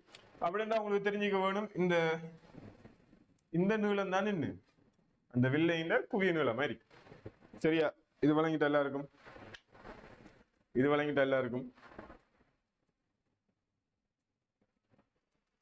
இப்ப உங்களுக்கு இதுல தெரியும், இதுல குவிய நீளம் வந்துட்டு என்னவா இருக்கும், இதா இருக்க போகுது. ரைட். இப்ப உங்களுக்கு இன்னும் தெரிஞ்சுக்க வேணும், இப்ப இங்க இந்த கதிர்கள்ல வந்து இந்த வில்லை வந்து நீங்க குவிக்குதென்றால் இதண்ட பிம்ப தூரம் எதுவா இருக்கு, இதண்ட பிம்ப தூரமும் எதுவா இருக்கும் என்றால் இந்த பிம்ப தூரமும் இதை தண்ணி இருக்கும். நீங்க பாருங்க, உங்க பார்த்தாலே வரும். ரைட். அப்படியே உங்களுக்கு தெரியல, இப்ப உங்களுக்கு பிம்ப தூரம் எதண்டு தெரிய இல்லை என்றால் நீங்க தேவையான ஆட்கள் இந்த வில்லை சுத்துறதை போட்டும் என்ன செய்யுங்க, பாருங்க. ரைட். இப்ப இது இந்த முடிவெளி தூரத்தில் இருந்து ஒரு சமாந்தர கற்றைகள் வருது, அந்த கற்றைகளை ஒடுக்கி விழித்திரையில என்ன செய்யுது, குவிக்குது. இதான் அந்த லென்ஸ் செய்யற வேலை. ரைட். இப்ப அடுத்தது இன்னும் ஒரு புள்ளி தான் இது, மிக தொலைவில் இருக்கிற புள்ளிய கண் பார்க்கிறது, இன்னும் ஒரு புள்ளியை தான் கண் பார்க்கும். அதாவது இந்த லிமிட்டுக்குள்ள இருக்கிறத மட்டும்தான் என்ன செய்யும், இந்த கண் பார்க்கும். அதை என்னன்னு நான் சொல்றேன். ரைட். அடுத்த புள்ளி என்னென்றால் இந்த புள்ளி தான் நாம சொல்லுவோம் தெளிவு பார்வையின் இழிவு தூரம் என்று. நம்ம கண்ணால பார்க்கக்கூடிய மிக தெளிவான பார்வை எந்த அளவுக்கு இழிவான தூரத்தில் இருக்கோ அந்த புள்ளியை தான் தெளிவு பார்வையின் இழிவு தூரம் சொல்லுவோம்.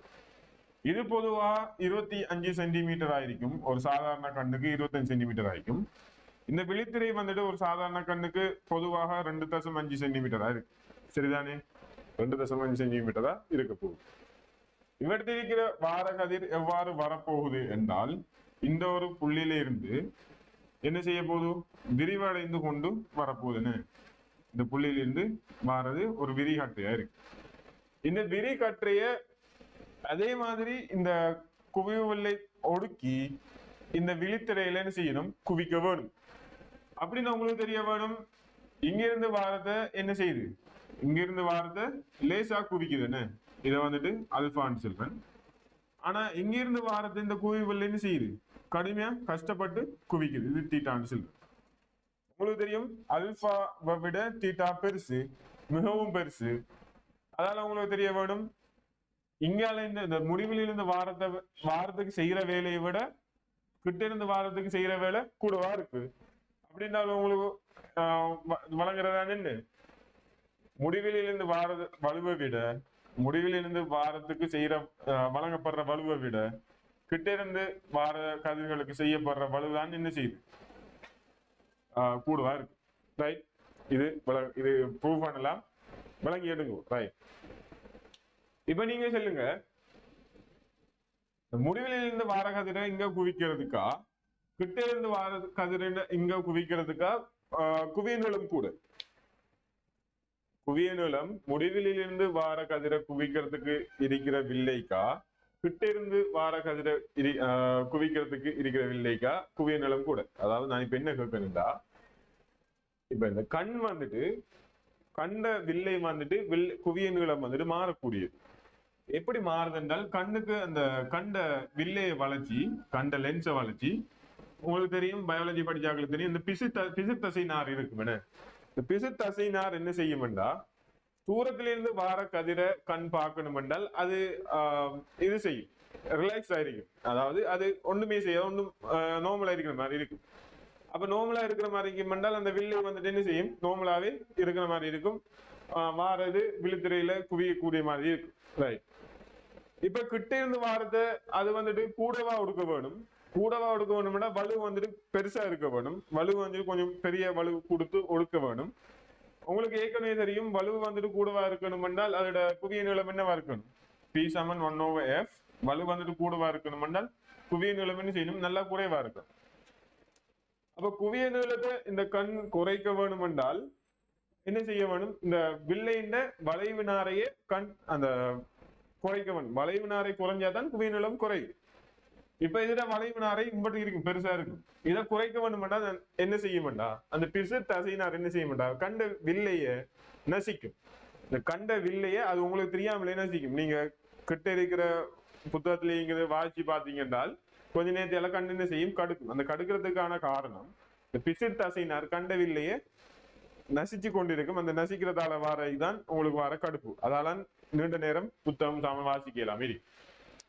இப்ப இந்த வில்லையை இந்த பிசின்ட்ரஸ் தசையினர் நசிக்கிறதால உங்களுக்கு இந்த வில்லை என்ன மாதிரி மாறும் என்றால் இந்த மாதிரி மாறும். இந்த மாதிரி வளைவு நாரையை கூட்டி அதோட குவிய நீளத்தை என்ன செய்யும்? வளைவு நாரையை குறைத்து குவிய நீளத்தை என்ன செய்யும்? குறைக்கும். அப்படி குவிய நீளம் குறைக்கிறதால உங்களுக்கு குவிய நீளம் குறைக்கிறதால என்ன நடக்கும்? அதாவது உதாரணத்துக்கு என்ன நடக்கும் என்றால் இந்த குவிய நீளம் குறைக்கிறதா இந்த முடிவில் இருந்து வார கதிர் வந்துட்டு எங்க விழுகிற மாதிரி இருக்கும். குவிய நீளம் குறைச்சால் இங்க வந்து விழுகிற மாதிரி இருக்கும். ஆனா நம்மளோட கண் ஆட்டோமேட்டிக்காவே என்ன செய்யும்? முடிவில் இருந்து வருதுன்னா உடனே விரிச்சிடும். சரியா? ரைட். அப்ப இதோட குவிய நீளம் குறைய அப்படி என்றால் அதோட வலு வந்துட்டு கொஞ்சம் கூடவா இருக்கும். கிட்ட இருந்து வார கதிரை ஒடுக்கி இந்த விழித்திரையில விழுத்து. இப்ப இன்னும் உங்களுக்கு தெரிஞ்ச வேண்டியது இந்த விழித்திரை வந்துட்டு எப்படி நம்மளால பார்க்க இயலுமானதாக இருக்கின்றா.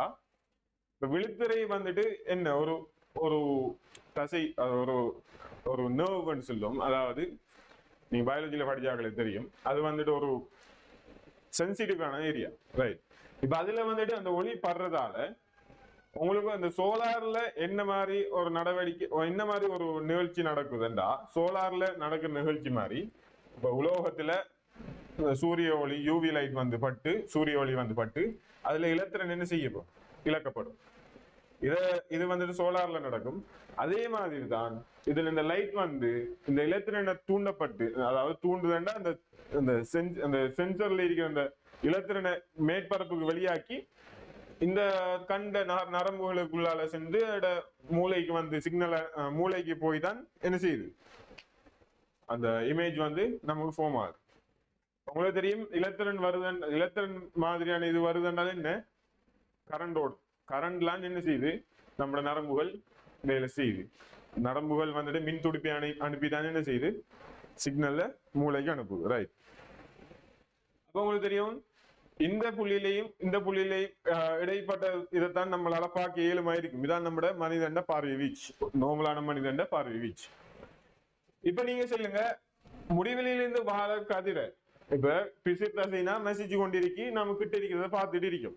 அப்படி நம்ம இப்ப முடிவெளியில பார்க்க முடிவீங்க வாய்ச்சிட்டு இந்த மாதிரி எடுத்து நம்ம தூரத்தில் இருக்கிற மரத்தையோ எதையோ வானத்தையோ பார்க்க வேண்டியது.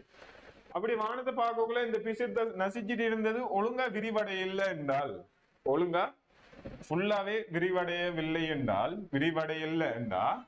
என்ன நடக்கும்? இந்த நிலைமைக்கு வில்லை வராது. இந்த நிலைமைக்கு வில்லை வராம இந்த ரெண்டுக்கும் இடையிலான ஒரு நிலைமைக்கு என்ன செய்யும்? வில்லை வரும். கிட்ட இருக்கிறதுல இருந்து கொஞ்சம் தூரத்தில் இருக்கிற மாதிரி பார்க்கிற மாதிரி இந்த வில்லை வந்தா என்ன செய்யும்? உங்களுக்கு அந்த தூரத்தில் இருக்கிற பொருளை பார்க்க இல்லாத மாதிரி இருக்கும். இதைத்தான் நாம சொல்லுவோம் அதாவது தூர பார்வை என்று சொல்லுவோம். இதைத்தான் நாம சொல்றேன்டா தூர பார்வை. அதுதானே சொல்லுவோம். இதைத்தான் தூர பார்வைன்னு சொல்லுவோம். சரி இதை நம்ம குறும்பார்வை என்று சொல்லுவோம். சரியா? குறும்பார்வைன்னு சொல்லுவோம். என்ன அர்த்தம் என்றால் உங்களால கிட்ட இருக்கிறத பார்க்க இயலுமா இருக்கும். அந்த வில்லை வந்து தளர்த்தப்பட்டு முடிவில் இருக்கிற தூரத்தில் இருக்கிற பொருளை பார்க்க இயலாத மாதிரி இருக்கும். அதைத்தான் நாம சொல்லுவோம் குறும்பார்வை. குறும்பார்வைக்கு மீனிங் என்னென்றால் கிட்ட இருக்கிறது மட்டும் வழங்கும். குறுகிய பார்வையில மட்டும்தான், குறுகிய பார்வை மட்டும்தான் வேலை செய்யும் இந்த மாதிரி. ரைட். இப்ப இன்னும் ஒன்று உங்களுக்கு தெரிஞ்சுக்க வேணும் என்னண்டா, இந்த வில்லையில மட்டும் இது தங்கியிருக்காது. இந்த வில்லையில மட்டும் இது தங்கியிருக்காது. இந்த கண்ட கோலம் இருக்குதானே, இந்த கோலம் வந்துட்டு விரிவடைகிறதால அல்லது சுருங்குறதால கண்ணில் ஒரு பிரஷர் காணப்படும். அந்த பிரஷர் வந்து கூடுதல் குறைகிறதாலையும் இந்த பிரச்சனைகள் வரும். ரைட். இதை நம்ம குறும்பார்வைன்னு சொல்லுவோம். இதுக்கு என்ன நடக்குது என்றால், இதை என்ன நடக்குதுன்னு சொல்றேன். இங்க என்ன நடக்குது என்றா, இப்ப அவங்களுக்கு முடியல இந்த வார கதிரை வந்துட்டு இந்த விழித்திரையில குவிக்க வேணும். ஆனால் உங்களோட அந்த வில்லையின் குவிய நீளம், வில்லையின் வளைவு நாரை வந்துட்டு குறைவாக இருந்து வில்லையின் குவிய நீளம் வந்துட்டு குறைக்கப்பட்டால் அதோட வலு என்ன செய்யும், கூடவா இருக்கும். இப்ப வளைவு நாரை கூட்டின மாதிரி இருக்கி, அதாவது பிசிர் தசையினார் ஒழுங்கா தளர்த்தப்படையில ஒரு இதுல புடிச்சிட்டு இருக்கி அப்படின்னு பாத்தீங்கன்னா இதுல வலு வந்துட்டு கூடவா இருக்கும். நார்மல் ஐயோட வலு வந்துட்டு கூடவா இருக்கும். அப்ப இது சுருட்டுற இது வந்துட்டு ஒடுக்குற வீதம் என்னவா இருக்கும், கூடவா இருக்கும். இது வந்துட்டு இப்படி ஒரு இடத்துல ஒடுக்க போகுது. இவடத்த ஐ வரும், இவடத்த இமேஜ் வரும். சரியா? ரைட். இப்படி விழித்திரையில படாம முன்னுக்கு எங்காவது குவிக்கப்பட்டு அந்த பிம்பம் வருது என்றால் கண் என்ன செய்யாது, அந்த பிம்பத்தை ஒழுங்கா பார்க்காது. பிளட் இமேஜ் அறிக்கும், மங்கலான இமேஜ் அறிக்கும். ரைட். இதை எப்படி நிவர்த்தி செய்யலாம் என்றால் குறும்பார்வையை நிவர்த்தி செய்யறதை பத்தி கதைக்கன். இதை நான் பிறகு கதைக்க மாட்டேன். இதுல காய்ச்சிருவோம், நோட் பண்றார்கள், எல்லாத்தையும் நோட் பண்ணிக்கொள்ளுங்க. ரைட். குறும்பார்வையை நிவர்த்தி செய்தல். இப்ப முன்னுக்கு ஒரு வில்லை ஒன்று சேர்க்கிறதால, இவருக்கு ஒரு வில்லை ஒன்று சேர்க்கன். இந்த வில்லையை சேர்க்கிறதால இந்த கதிர் வந்துட்டு விழித்திரையில குவியுதாம் என்று எடுக்கும். சரியா? வில்லையை சேர்க்கிறதால இந்த கதிர் வந்துட்டு விழித்திரையில குவிக்கப்படுது. சரிதானே? ரைட். அது எப்படி குவிக்கப்படுது என்றால் உங்களுக்கு தெரியும், இது வந்துட்டு இந்த வலு வந்துட்டு கூடவா இருக்கு, அதால முன்னுக்கு குவிக்குது. அப்ப நான் இது என்ன செஞ்சா இந்த கதிரல் வந்துட்டு விழித்திரையில குவிக்கலாம். இந்த கதிரலை கொஞ்சம் விரிக்க வேணும். இந்த கதிரலை கொஞ்சம் விரிக்க வேணும் அப்படின்னு பாத்தீங்கன்னா இந்த கதிரலை கொஞ்சம் நான் விரிக்கிறேன். அப்ப இந்த வில்லையிலிருந்து வார கதிர் எப்படி விடுறேன். சரியா? இந்த வில்லையிலிருந்து வார கதிர்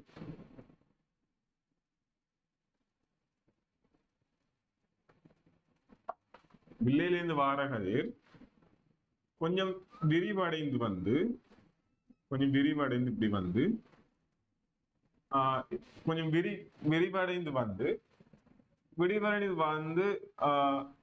இந்த விழித்திரையில குவிக்கிற மாதிரி செட் பண்ணால் என்னவா இருக்கும், அந்த குறைபாடு நிவர்த்தி செய்யப்பட்டு. சரிதானே? ரைட். இப்ப நான் இந்த வில்லையின் இதை பத்தி எப்படி பார்க்கிறேன்டா, அவர் சொல்லி இருப்பாரு, அவர் குறித்த வீச்சுக்குள்ள பாக்கையிலுமா இருக்கு. அதாவது 25 சென்டிமீட்டர்ல இருந்து அவர் 100 சென்டிமீட்டர் இருக்காங்க அவருக்கு பாக்கையில் எடுப்போம். சரிதானே? 100 சென்டிமீட்டர் இருக்காங்க அவருக்கு பாக்கையில் எடுப்போம். அப்ப இவர் என்ன மாதிரி வில்லை அணிந்தால் இவருக்கு அந்த தூரத்துக்கு முடிவில் இருந்து வார கதிர் இவருக்கு வழங்கக்கூடியதா இருக்கு. இந்த வீச்சுக்குள்ள ஏதாவது ஒரு இடத்துல வழங்கக்கூடியதா இருக்க வேண்டும்.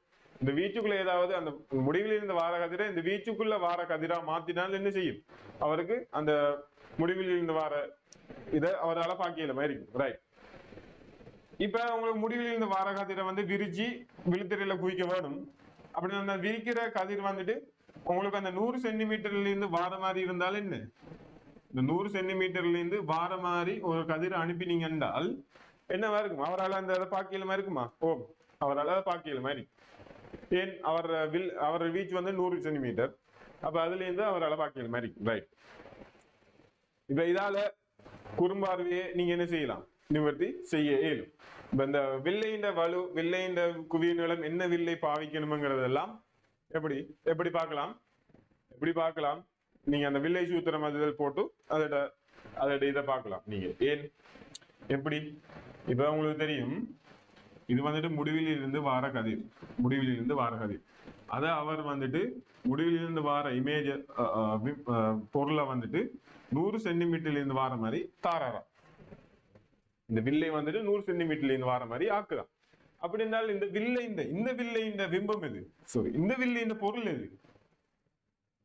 இந்த வில்லைன்ற பொருள் அது, இந்த வில்லைன்ற பொருள் தான் இது. சரிதானே? அப்படி என்றால் இந்த வில்லைக்கு எது பொருள் தூரம்? இது பொருள் தூரமா இருக்கு. சரியா? ரைட்.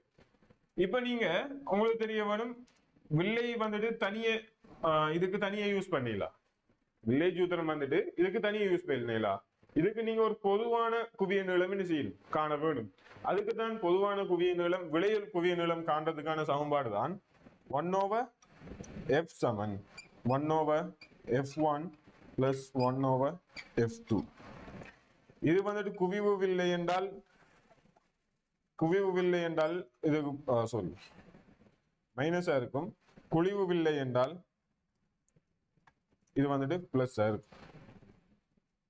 இதுக்கு நீங்க ஒவ்வொரு குறி போடணும். அந்த குறி வில்லைகளை பொறுத்து மாறும். சரிதானே? ரைட். இப்ப நீங்க உங்களுக்கு தெரியும், இது வந்துட்டு இதுல வந்துட்டு ஒரு வில்லை போட வேணும். இதுல ஒரு வில்லை போட வேணும். உங்களுக்கு இந்த வில்லை இந்த குவிய நீளம் தான் காண சொல்லிக்கான் எடுங்க. உங்களுக்கு பொதுவான குவிய நீளம் தான், நீங்க வெள்ளை சூத்திரம் போடுறதால உங்களுக்கு பொதுவான குவிய நீளம் தான் வரப்போகுது. அதுதான் F1 எடுங்க. சரியா? இதுல பொதுவான குவிய நீளம் தான் வரப்போகுது. அது வந்துட்டு சரி, உங்களுக்கு இந்த பொருள் வந்துட்டு இங்க இருந்து இங்க வரைக்கும் வரப்போகுது. சரிதானே? ரைட்.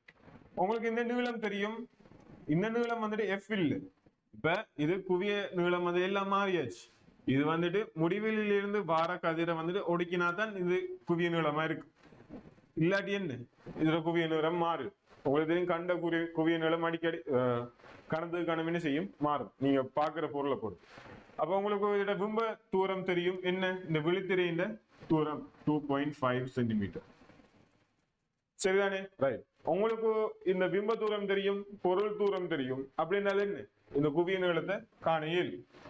இந்த குவிய நீளத்தை கண்டால் உங்களுக்கு இந்த குவிய நீளத்தின் இந்த இது தெரியும். உங்களுக்கு இந்த பகுதி தெரியும்.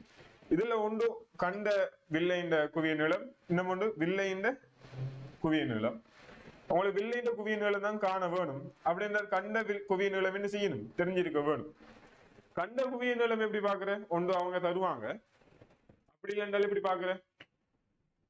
கண்ட குவிய நீளத்தை எப்படி பாக்குற?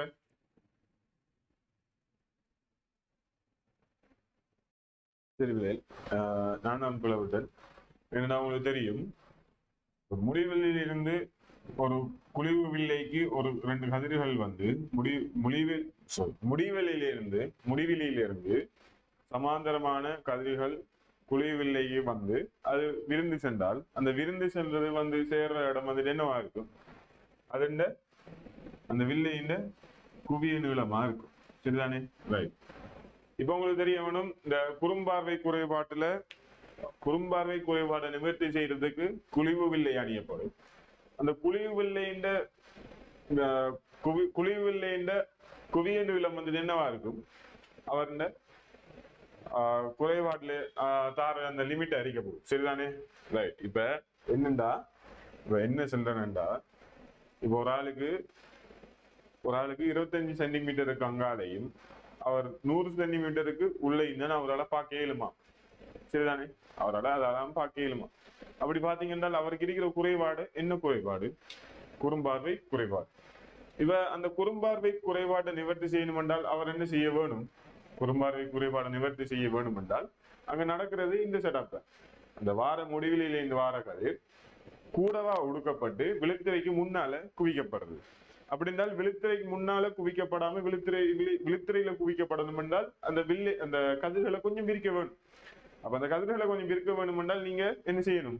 ஒரு குழிவு வில்லை ஒன்றை இணைக்க வேணும். குழிவு வில்லை அல்லது விரிவில்லைய இணைக்க வேணும். இப்ப அந்த விரிவில்லையை இணைக்கக்குள்ள அங்க விரிவில்லைக்கு அந்த குழிவு வில்லைக்கு வார பிம்பம் அந்த குழிவு வில்லை உருவாக்குற பொருள் பிம்பம், அதாவது இணைக்கிறது. இது வந்துட்டு என்னவா இருக்க வேணும்? அவர் அந்த லிமிட்டுக்குள்ள இருக்கிற ஏதாவது ஒரு பொருளா இருக்க வேணும். சரி, நமக்கு தெரிஞ்ச 100 சென்டிமீட்டர் இருந்தால் 100 சென்டிமீட்டர் கொடுத்தி முடிவிலிருந்து வார கதிர் ஒரு குழிவு வெள்ளையில பட்டு 100 சென்டிமீட்டர் இருந்து போற மாதிரி இருந்தால் அதோட குவிய நீளம் உங்களுக்கு தெரியும் 100 சென்டிமீட்டர். அப்ப உங்களோட இது நம்ம இந்த குறும்பார்வைக்கு இது நம்ம யூஸ் பண்ண தேவை இல்லை, மற்றதுக்கு தான் இதை யூஸ் பண்ண வேணும். ரைட். உங்களுக்கு இந்த குவிய நீளம் தெரியும் 100 சென்டிமீட்டர். அடுத்தது பிம்ப தூரம் தெரியும் இன்னைக்கிறது வரும் 2.5 சென்டிமீட்டர். இதுல இருந்து நீங்கள் குழிவு வில்லை அணிஞ்சி அவரால் பார்க்கக்கூடிய இழிவு தூரம் யூ என்ன செய்யலாம், யூ என்ன செய்யலாம், காணலாம். சரிதானே? ரைட். இது அப்படி இருக்கட்டும். இப்ப இந்த கேள்வி வந்ததும் இதுலாம் நம்ம இந்த கேள்வியை செஞ்சு பார்த்தது வரும். சரிதானே? ஒருவர் தனது கண்களில் இருந்து 50 சென்டிமீட்டர் வரையுள்ள தூரத்தில் இருக்கும் பொருட்களை மாத்திரம் தெளிவாக பார்க்கலாம். 50 சென்டிமீட்டரை தாண்டினால் அவரால் தெளிவாக பார்க்க இயலாதான் சொல்றாரு. தூரத்தில் இருக்கும் பொருட்களை தெளிவாக பார்ப்பதற்கு தேவையான வில்லையின் வகையையும் வலுவும் யாவை? சரி, அவர் என்ன சொல்றார்? நினைச்சிட்டு வாரன். என்ன சொல்றார் என்றால், ஒருத்தர கண்ணால அவரால் 50 சென்டிமீட்டருக்குள்ள இருக்கிற இதை மட்டும்தான் என்ன செய்யலாமா, தெளிவா பார்க்கலாமா. 50 சென்டிமீட்டரை தாண்டி முடிவிலில் இருந்து வார பொருள் இமேஜ் எப்படி பார்க்கலாம், முடிவிலில் இருந்து வாரத்தை எப்படி பார்க்கலாம், பார்க்கறதுக்கு என்ன செய்ய மட்டும்தான் இந்த கேள்வி. ரைட். இப்ப இவருக்கு 50 சென்டிமீட்டர்ல இருந்து ஒரு கதிர் வருதுதான் அப்படின்னால எப்படி வரப்போகுது, இப்படி வரப்போகுது. 50 சென்டிமீட்டர்ல இருந்து ஒரு கதிர் வருதா, இது வந்துட்டு விழித்திரையிலன்னு செய்யும் குவிக்கப்படும். இப்ப இதை தாண்டி இருக்கிற கதிர்களை விழித்திரை குவிக்குமான்னு கேட்டால் என்ன நடக்க போதாம்? இதை தாண்டி வார கதிர்களை விழித்திரை குவிக்கக்குள் என்ன செய்யும் என்று கேட்டால், இது இந்த வில்லை வந்துட்டு இதோட என்ன செய்யாது, தளராது. இதோட தளராம விட்டா இதோட குவிய நிலம் என்ன, குறைவு, பவர் கூட என்றால் இது என்ன செய்ய போகுது, முன்னுக்கு குவிக்க போகுது, இமேஜை இவ்வளவு வர செய்ய போகுது. இதை நம்ம இல்லாம செய்யறது எப்படிங்கிறதா இந்த கேள்வி. இது இல்லாம செய்யறது எப்படிங்கிறதா இந்த கேள்வி. ரைட். அப்ப என்ன செய்ய வேணும், ஒரு வில்லையை உண்டை இவர் அணிய வேணும். இதுக்குதான் நாம சொல்லுவோம் குறும்பார்வை குறைபாடு. குறும்பார்வை குறைபாடு. இந்த வார இமேஜை விழித்திரைக்கு முன்னால குவிச்சால் குறும்பார்வை குறைபாடு. இதுக்கு என்ன செய்யலாம் என்று கேட்டீங்கன்னா, முன்னுக்கு நீங்க ஒரு குழிவு வில்லை ஒன்று இணைக்க வேணும். குழிவு வில்லை, இந்த குழிவு வில்லைக்கு வார முடிவிலில் இருந்து வார கதிர், குழிவு வில்லைக்கு முடிவிலில் இருந்து வார கதிர் வந்து என்னவா இருக்கணும், இந்த 50 சென்டிமீட்டர்ல இருந்து வார மாதிரி இந்த கண்ணுக்கு காட்டணும். இந்த பொருள் பிம்பம் வந்துட்டு இது உருவாக்குற பொருள் பிம்பம் 50 சென்டிமீட்டர்ல இருந்து வார மாதிரி இந்த கண்ணுக்கு காட்டினால்தான் முடிவிலில் இருந்து வார கதிர் ஒடுக்கப்பட்டு விழித்திரையில் என்ன செய்யும், குவிக்கப்படும். அப்படின்னு பார்த்தால் இதுல போக்கல் லென்த் என்ன, 50 சென்டிமீட்டர். இப்ப வில்லையிட உங்களுக்கு என்ன, வில்லையிட குவிய நீளம் தெரியும் 50 சென்டிமீட்டர். அவர் தான் கேட்டிருக்கான் P7 1/f 1/0.5. இதை வந்து நம்ம மீட்டர்ல மாத்தி கொடுக்கணும். அப்படி பாத்தீங்கன்னா 2 டயோத்தர். இது இப்ப குழிவு வில்லை என்றால் குவிய நீளம் என்ன பிளஸ் மைனஸா, குழிவு வில்லை என்றால் குவிய நீளம் பிளஸ், அப்ப டயோத்தர் வந்துட்டு பிளஸ்ல பிளஸ் 2 டயோத்தர். இது விடை வந்துட்டு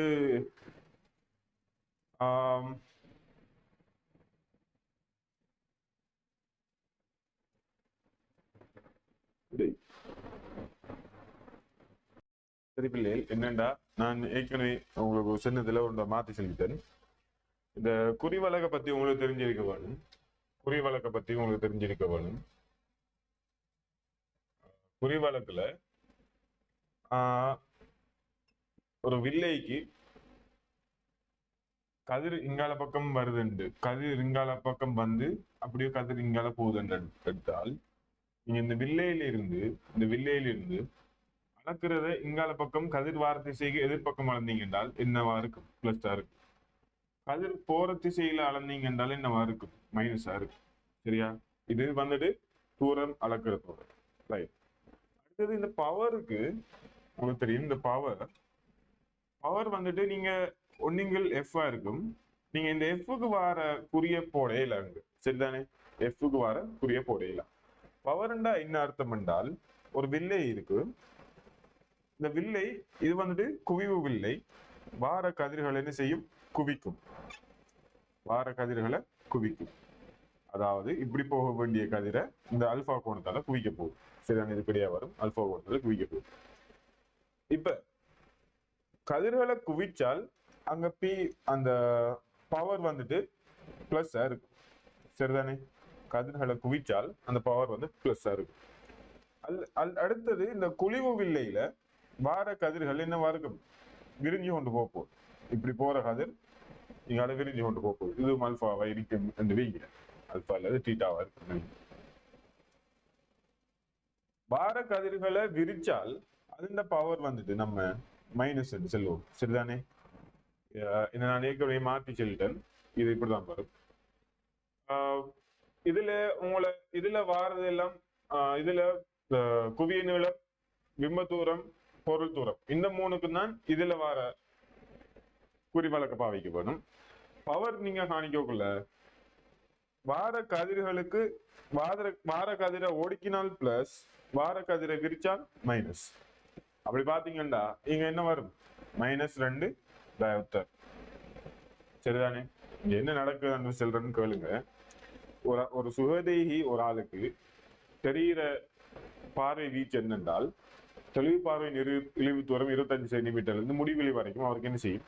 சுகதேகி ஒரு ஆளுக்கு தெரியும். சில வருத்தங்களால இந்த கண் வீங்குறதால, அல்லது இந்த கண் சுருங்குறதால, அல்லது இந்த பிசிர் தசையினால் ஒழுங்கா விரிக்காததால சில வருத்தங்கள் வரும். குறும்பார்வை, நீள்பார்வை குறைபாடுன்னு சொல்லுவோம்.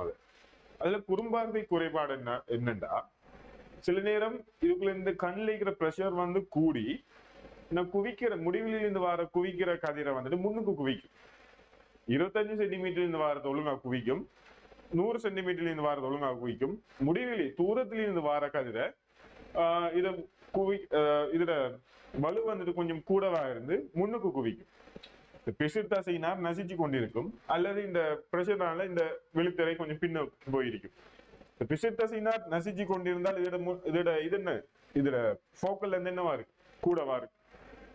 சாரி, பிசிர் தசையினார் நசிச்சு கொண்டிருந்தால் வளைவினாரை குறைவு போக்கல் இருந்து என்னவா இருக்கும்? குறைவா இருக்கும். போக்கல் லென்த் குறைவானா அந்த வில்லையிட பவர் என்னவா இருக்கு? குறைவா இருக்கு. அப்ப முடிவிலிருந்து வாரத பவரை குறைக்க இயலாம அது என்ன செய்யுது? முன்னுக்கு குவியுது. இந்த முன்னுக்கு குவியறத நம்ம முடிவிலிருந்து முன்னுக்கு குவியறத விழித்திரையில குவிய வைக்க வேணும். விழித்திரையில குவிய வைக்க வேணும் என்றால் அந்த வில்லையின் பவரை இந்த அதாவது ஒடுக்குற பவர் என்ன செய்யணும்? குறைக்க வேணும். ஒடுக்குற பவரை குறைக்க வேணும் என்றால் விரிவில்லை ஒன்றை சேர்க்க வேணும். விரிவில்லை சேர்த்து அந்த முடிவிலிருந்து வார கதிர் அவருக்கு எங்க அவர் தூரப்புள்ளி எங்க இருக்கோ அங்கிருந்து ஒரு மாய பிம்பம் ஒன்று உருவாக்குற மாதிரி ஒரு விரிவில்லையே அல்லது குழிவு வில்லையே என்ன செய்யணும்? சேர்க்க வேணும். அப்படி சேர்க்கிறது அவருக்கு விழித்திரையில என்ன செய்யும்? கட்டாயம் குவிக்க வேணும். ஏன்? 50 இருந்து நார்மலா 50 இருந்து வருது என்றால் முடிவிலிருந்து வார இதால உருவாக்குற இமேஜ் தானே இது. இதால உருவாக்க மாய பிம்பம். இந்த மாய பிம்பத்தால வாரது கட்டாயம் விழித்திரையில குவிக்க வேணும். ரைட். உங்களுக்கு தெரியும் இந்த சமாந்தர கதிர்கள் வந்து இந்த குவிய புள்ளி இங்கிருந்து வார மாதிரி வாரதால உங்களுக்கு தெரியும் விரிவில்லையில மாய பிம்பம் எங்க சமாந்தர கதிர்கள் உருவாக்குற மாய பிம்பம் உருவாக்குற புள்ளி தான் என்ன? அதோட குவிய புள்ளி. இதை நம்ம ஃபர்ஸ்ட்ல பார்த்திப்போம். அப்ப இதோட குவிய தூரம் தெரியும் எஃப். இதோட குவிய தூரம் உங்களுக்கு தெரியும் எஃப். இதுல குவிய தூரத்தின் உங்களோட அந்த இது என்னது? இந்த குறிவழக்கு. இதுல குறிவழக்கு என்ன? +50 சென்டிமீட்டர், அதாவது 0.5 மீட்டர். அடுத்த பவர் பார்க்கக்குள்ள உங்களுக்கு தெரியும் கதிரை விரிச்சால் மைனஸ், கதிரை ஒடுக்கினால் பிளஸ். அப்படி பாத்தீங்கன்னா ஒன்னிங்கள் 0.2 5 அது சமன் -2 டயத்தோட இருக்கு. சரிதானே? இதுதான் இந்த கேள்வி. இதுல உங்களுக்கு லைட்டை முக்காவாசி படிப்பிச்சிட்டேன். படிக்காதது இன்னும் கொஞ்சம் மீறிக்கி நுணுக்கு காட்டி, வெளியே நுணுக்கு காட்டி, கூட்டு நுணுக்கு காட்டி, அடுத்தது அங்கால தோற்றாத உண்மையால அதுல என்ன செய்யணும்? படிக்கணும். அடுத்தது அறிய படிக்கல. ரைட். இப்ப வாங்க நீள்பார்வை குறைபாடு போகும். சரிவில்லை, நம்ம குறும்பார்வையை பத்தி பார்த்தோம். இப்ப கண்ட பிரச்சனைகள்ல குறும்பார்வை பிரச்சனையை பத்தி பார்த்தோம். இன்னும் ஒரு இருக்கிற பிரச்சனை தான் இந்த நீள்பார்வை குறைபாடு. நீள்பார்வை குறைபாடு.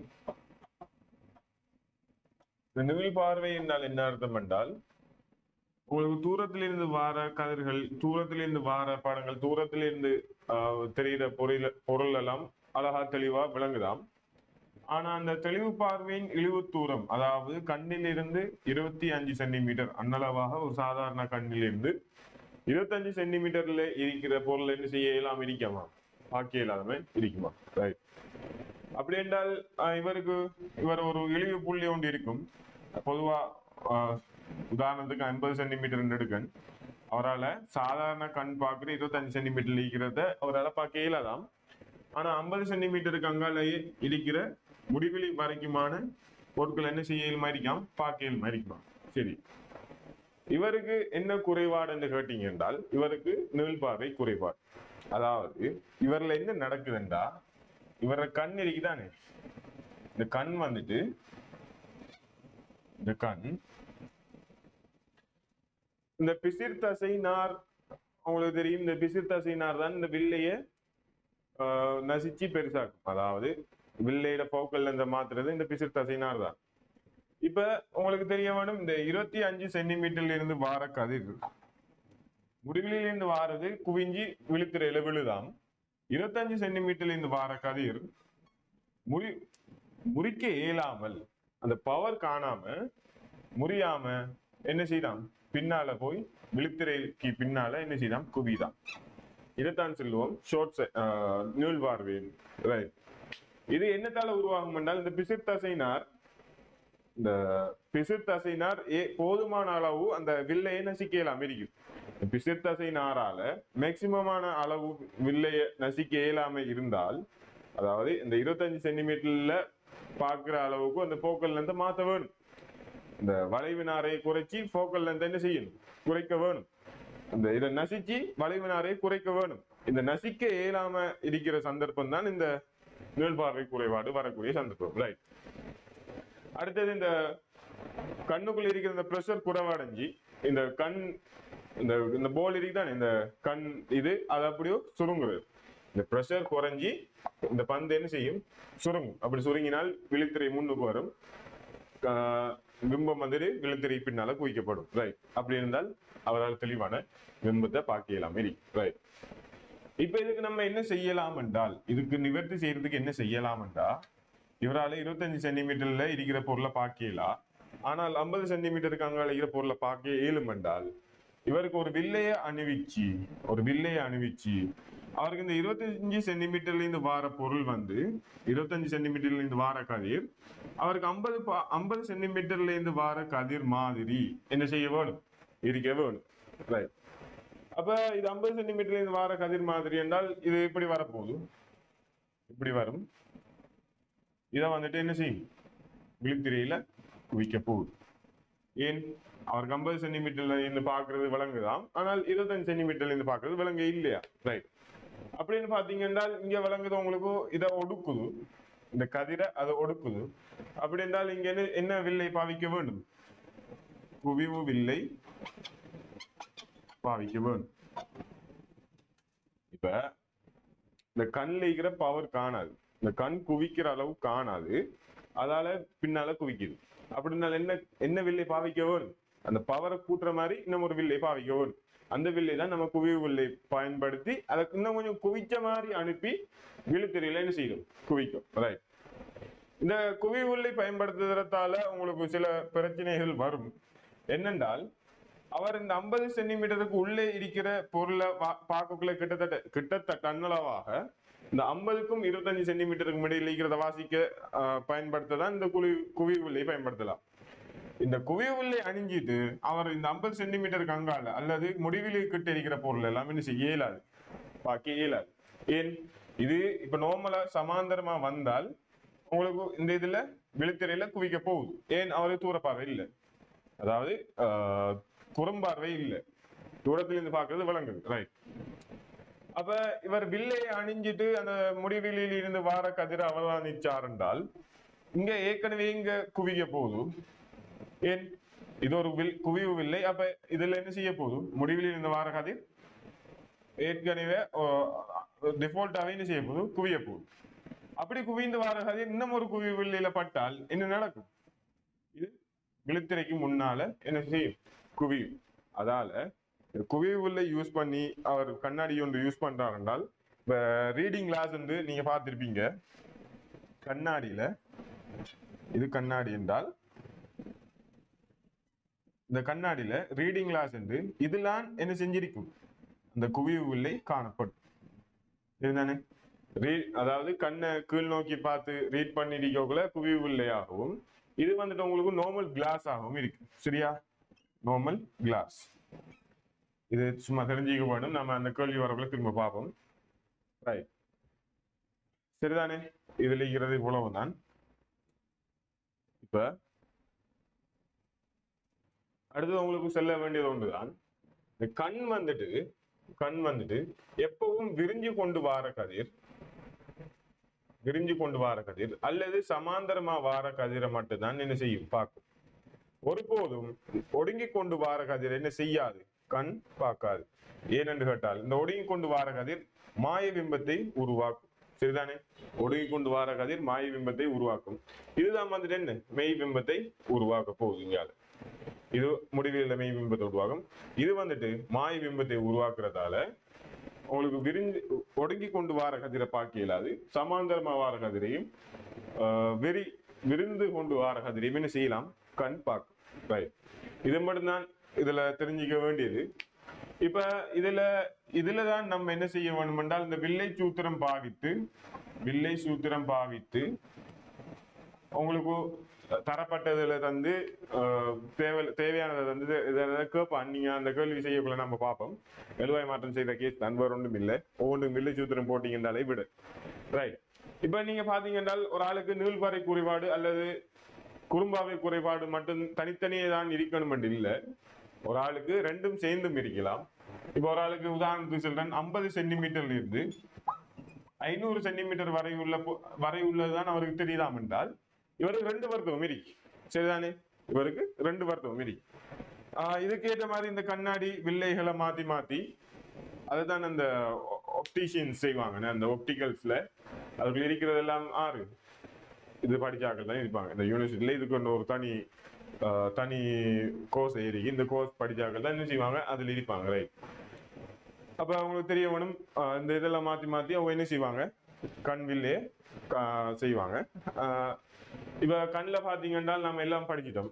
இப்போ லைட்ல வந்து முறிவு படிச்சிட்டோம், தெரிப்பு படிக்க இல்லை, முறிவு படிச்சிட்டோம், ஸ்னெல்லின் வீதி அந்த வீதி எல்லாம் பார்த்துட்டோம், முறிவு சுட்டி என்னன்னு பார்த்துட்டோம், ஒளிக்கதிரின் பாதைகள் என்னன்னு பார்த்துட்டோம். அடுத்தது வில்லைகளை பத்தி பார்த்துட்டோம், கதிர்வரை படம் பார்த்துட்டோம். அதுக்கு பிறகு நீங்க என்ன பாத்தீங்க? கண் பாத்திக்கும், கண் எப்படி தொழிற்படுதுன்னு பாத்திக்கும், கண்ணில் உள்ள குறைபாடுகளை பாத்திக்கும். ரைட், இப்ப லைட்ல நம்ம பார்க்க வேண்டியது எளிய நுணுக்கு காட்டி, கூட்டு நுணுக்கு காட்டி, அடுத்தது தொலை காட்டி. அடுத்தது அந்த முறிவுல என்ன பார்க்கணும்? தோற்றாலம் உண்மையாலம் பார்க்கணும். அடுத்தது அரியல். இது மட்டும்தான் லைட்ல இருக்கிறது. கிட்டத்தட்ட ஒரு 60% லைட் என்ன செஞ்சிக்கும்? இந்த வீடியோவில பார்த்திருக்கும். ஒரு 60% லைட்டை மட்டும் இந்த 10வது கேள்வியிலே என்ன செஞ்சிருக்கும்? பார்த்திருக்கும். இதுல நம்ம ஆரம்பத்தில் அந்த பவரை வந்து அந்த பவர்க்குரிய வந்து மாத்தி சொல்லியிருந்தோம். பவர் ஏற்கனவே சொன்ன மாதிரி பவர் வந்துட்டு குவிவு வில்லைக்கு பிளஸும் குழிவு வில்லைக்கு மைனஸுமா இருக்கும். குழிவு வில்லைக்கு மைனஸ் ஆகும் இருக்கு. இந்த பவர் வந்துட்டு 1/f என்றதால உங்களுக்கு நீங்க கேட்கப்படா குவிவு வில்லைக்கு இது மைனஸ் தானே, அப்ப பவர் மைனஸ்ல வரணும் இல்லை. இது கொடுக்கறது நம்ம வழிமுறையால கொடுக்கறது, கன்வென்ஷன். அதாவது இப்படி கொடுத்தால் இது அர்த்தம் பண்ணி என்ன செஞ்சிருக்காங்க? சொல்லிருக்காங்க. இது வந்துட்டு கணிதம் இல்லை. இப்ப நினைக்கிறது வந்துட்டு 2-3 வகையான இது இருக்கு. வெளிநாட்டுல ஒன்று யூஸ் பண்ணுவாங்க, எடெக்சல்ல ஒன்று யூஸ் பண்ணுவாங்க, எடெக்சல்ல மாத்தியும் யூஸ் பண்ணுவாங்க, இது மாதிரியும் யூஸ் பண்ணுவாங்க. அது அவங்களோட சிலபஸை பொறுத்து. நம்ம படிக்கிறது தெற்காட்டின பழைய குறி வழக்கு அது இப்படித்தானே இருக்கும். சரிதானே? ரைட். இது வந்துட்டு ஹீட்லையும் பார்ப்பீங்க. ஹீட்லைன்டா ஏற்கப்பட்ட வெப்பம் விளக்கப்பட்ட வெப்பம் எல்லாம் பிளஸ் மைனஸ் எல்லாமே செய்யும். செய்யப்பட்ட வேலை வாயுவால் செய்யப்பட்ட வேலை, வாயு மீது செய்யப்பட்ட வேலை எல்லாம் பிளஸ் மைனஸ் எல்லாம் மாறும். வெளிநாட்டுல நீங்க இந்த நீட் புத்தகம் அல்லது வெளிநாட்டில் இருக்கிற ஏலவல் புத்தகத்தை பார்த்தீங்க என்றால், எக்ஸல் புத்தகத்தை பார்த்தீங்கன்னா எல்லாமே என்ன செய்யும்? மாறி காணப்படும். அது வந்துட்டு இன்டர்நேஷனல் ஸ்ரீலங்கா பழசி தானே, நம்ம பழைய இதுல இருக்கும். சரிதானே? ரைட். இப்ப நான் இந்த வீடியோவை இதோட முடிச்சு கொள்றேன். இப்ப நம்ம அடுத்தது பார்க்க வேண்டியது வட்ட இயக்கமும் ப்ராப்பர்ட்டிஸ் ஆஃப் மேட்டரும், அதுக்கு அடுத்தது உராய்வை பத்தி பார்ப்போம். இப்ப இந்த வீடியோ வந்துட்டு 1.5 மணி நேரத்துக்கு கூடிய போனதால நான் இதோட நிப்பாட்டுறேன். இதுல நான் ஃபுல்லா உங்களுக்கு என்ன செஞ்சீங்க, லைட்டை ஃபுல்லா வழங்கப்படுத்திங்க, கிட்டத்தட்ட ஃபுல்லா வழங்கப்படுத்திங்க. நோட்ஸ் எழுதுற ஆக்கள் நோட்ஸ் எல்லாம் எழுதி கொள்ளுங்க. இப்ப என்ன அடுத்தது நான் இப்ப வழங்கப்படுத்திக்கிற தியரியை எடுத்து அதுல வந்து எஸ்ஐ கல்வி எல்லாம் இப்ப இதுல 2019 ஆண்டு அல்லது 2020 ஆண்டு லைட்ல எஸ்ஐ ஒன்று வந்திருக்கும் நினைக்கிறேன் பிள்ளைகள்ல, அதை பார்த்துக்கோங்க. எனக்கு தெரியா மறந்து வைத்தேன். ரைட். இப்ப வழங்கப்படுத்தினதை யூஸ்ஃபுல்லா ஆக்குற மாதிரி என்ன செய்யணும், நீங்க கேள்வி எல்லாம் செய்ய வேணும். இல்லாட்டி ஒண்ணுமே இல்லை, அவங்களும் மறந்து வைத்தது. இப்ப நீங்க இதுக்கு நோட்ஸ் எழுதுற வந்து கொப்பில வந்து நீட்டா எழுதுற இல்ல, அது தேனி படிக்கக்குள்ள அதுல நீங்க செஞ்சுக்கணும். அதோட டைம் எல்லாம் இப்ப முடிஞ்சு. இப்ப என்ன செய்யணும் என்றால் உங்களோட ரஃப் பேப்பர் எடுத்து நீங்க என்னென்ன விளங்கினீங்களோ அதான் படி என்ன செய்யணும், உங்களோட வழிமுறையில உங்களோட மொழி நடையில் எழுதணும். நீங்க தான் அதை வாசிக்க போறீங்க, இன்னொரு ஆள் இல்லை. இன்னொரு ஆள் பார்த்து அது விளங்கவே போடா, உங்களுக்கு மட்டும் தான் என்ன செய்யணும், விளங்க வேணும். உதாரணத்துக்கு காட்ட வேணும் என்றால்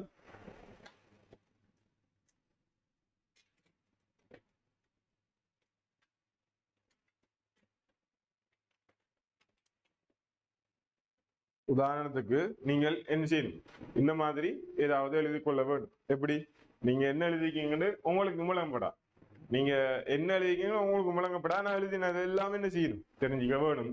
ரைட். இதோட இந்த வீடியோ நிப்பாட்டுறேன். அடுத்த வீடியோவில் நம்ம சந்திப்போம். சரிதானே? அடுத்தது இதுல விளங்கினாக்கள் விளங்காதாக்கள் ஏதாவது உங்களுக்கு ஏதும் பிரச்சனைகள் இருந்தால் இந்த நம்பருக்கு வாட்ஸ்அப் பண்ணுங்க.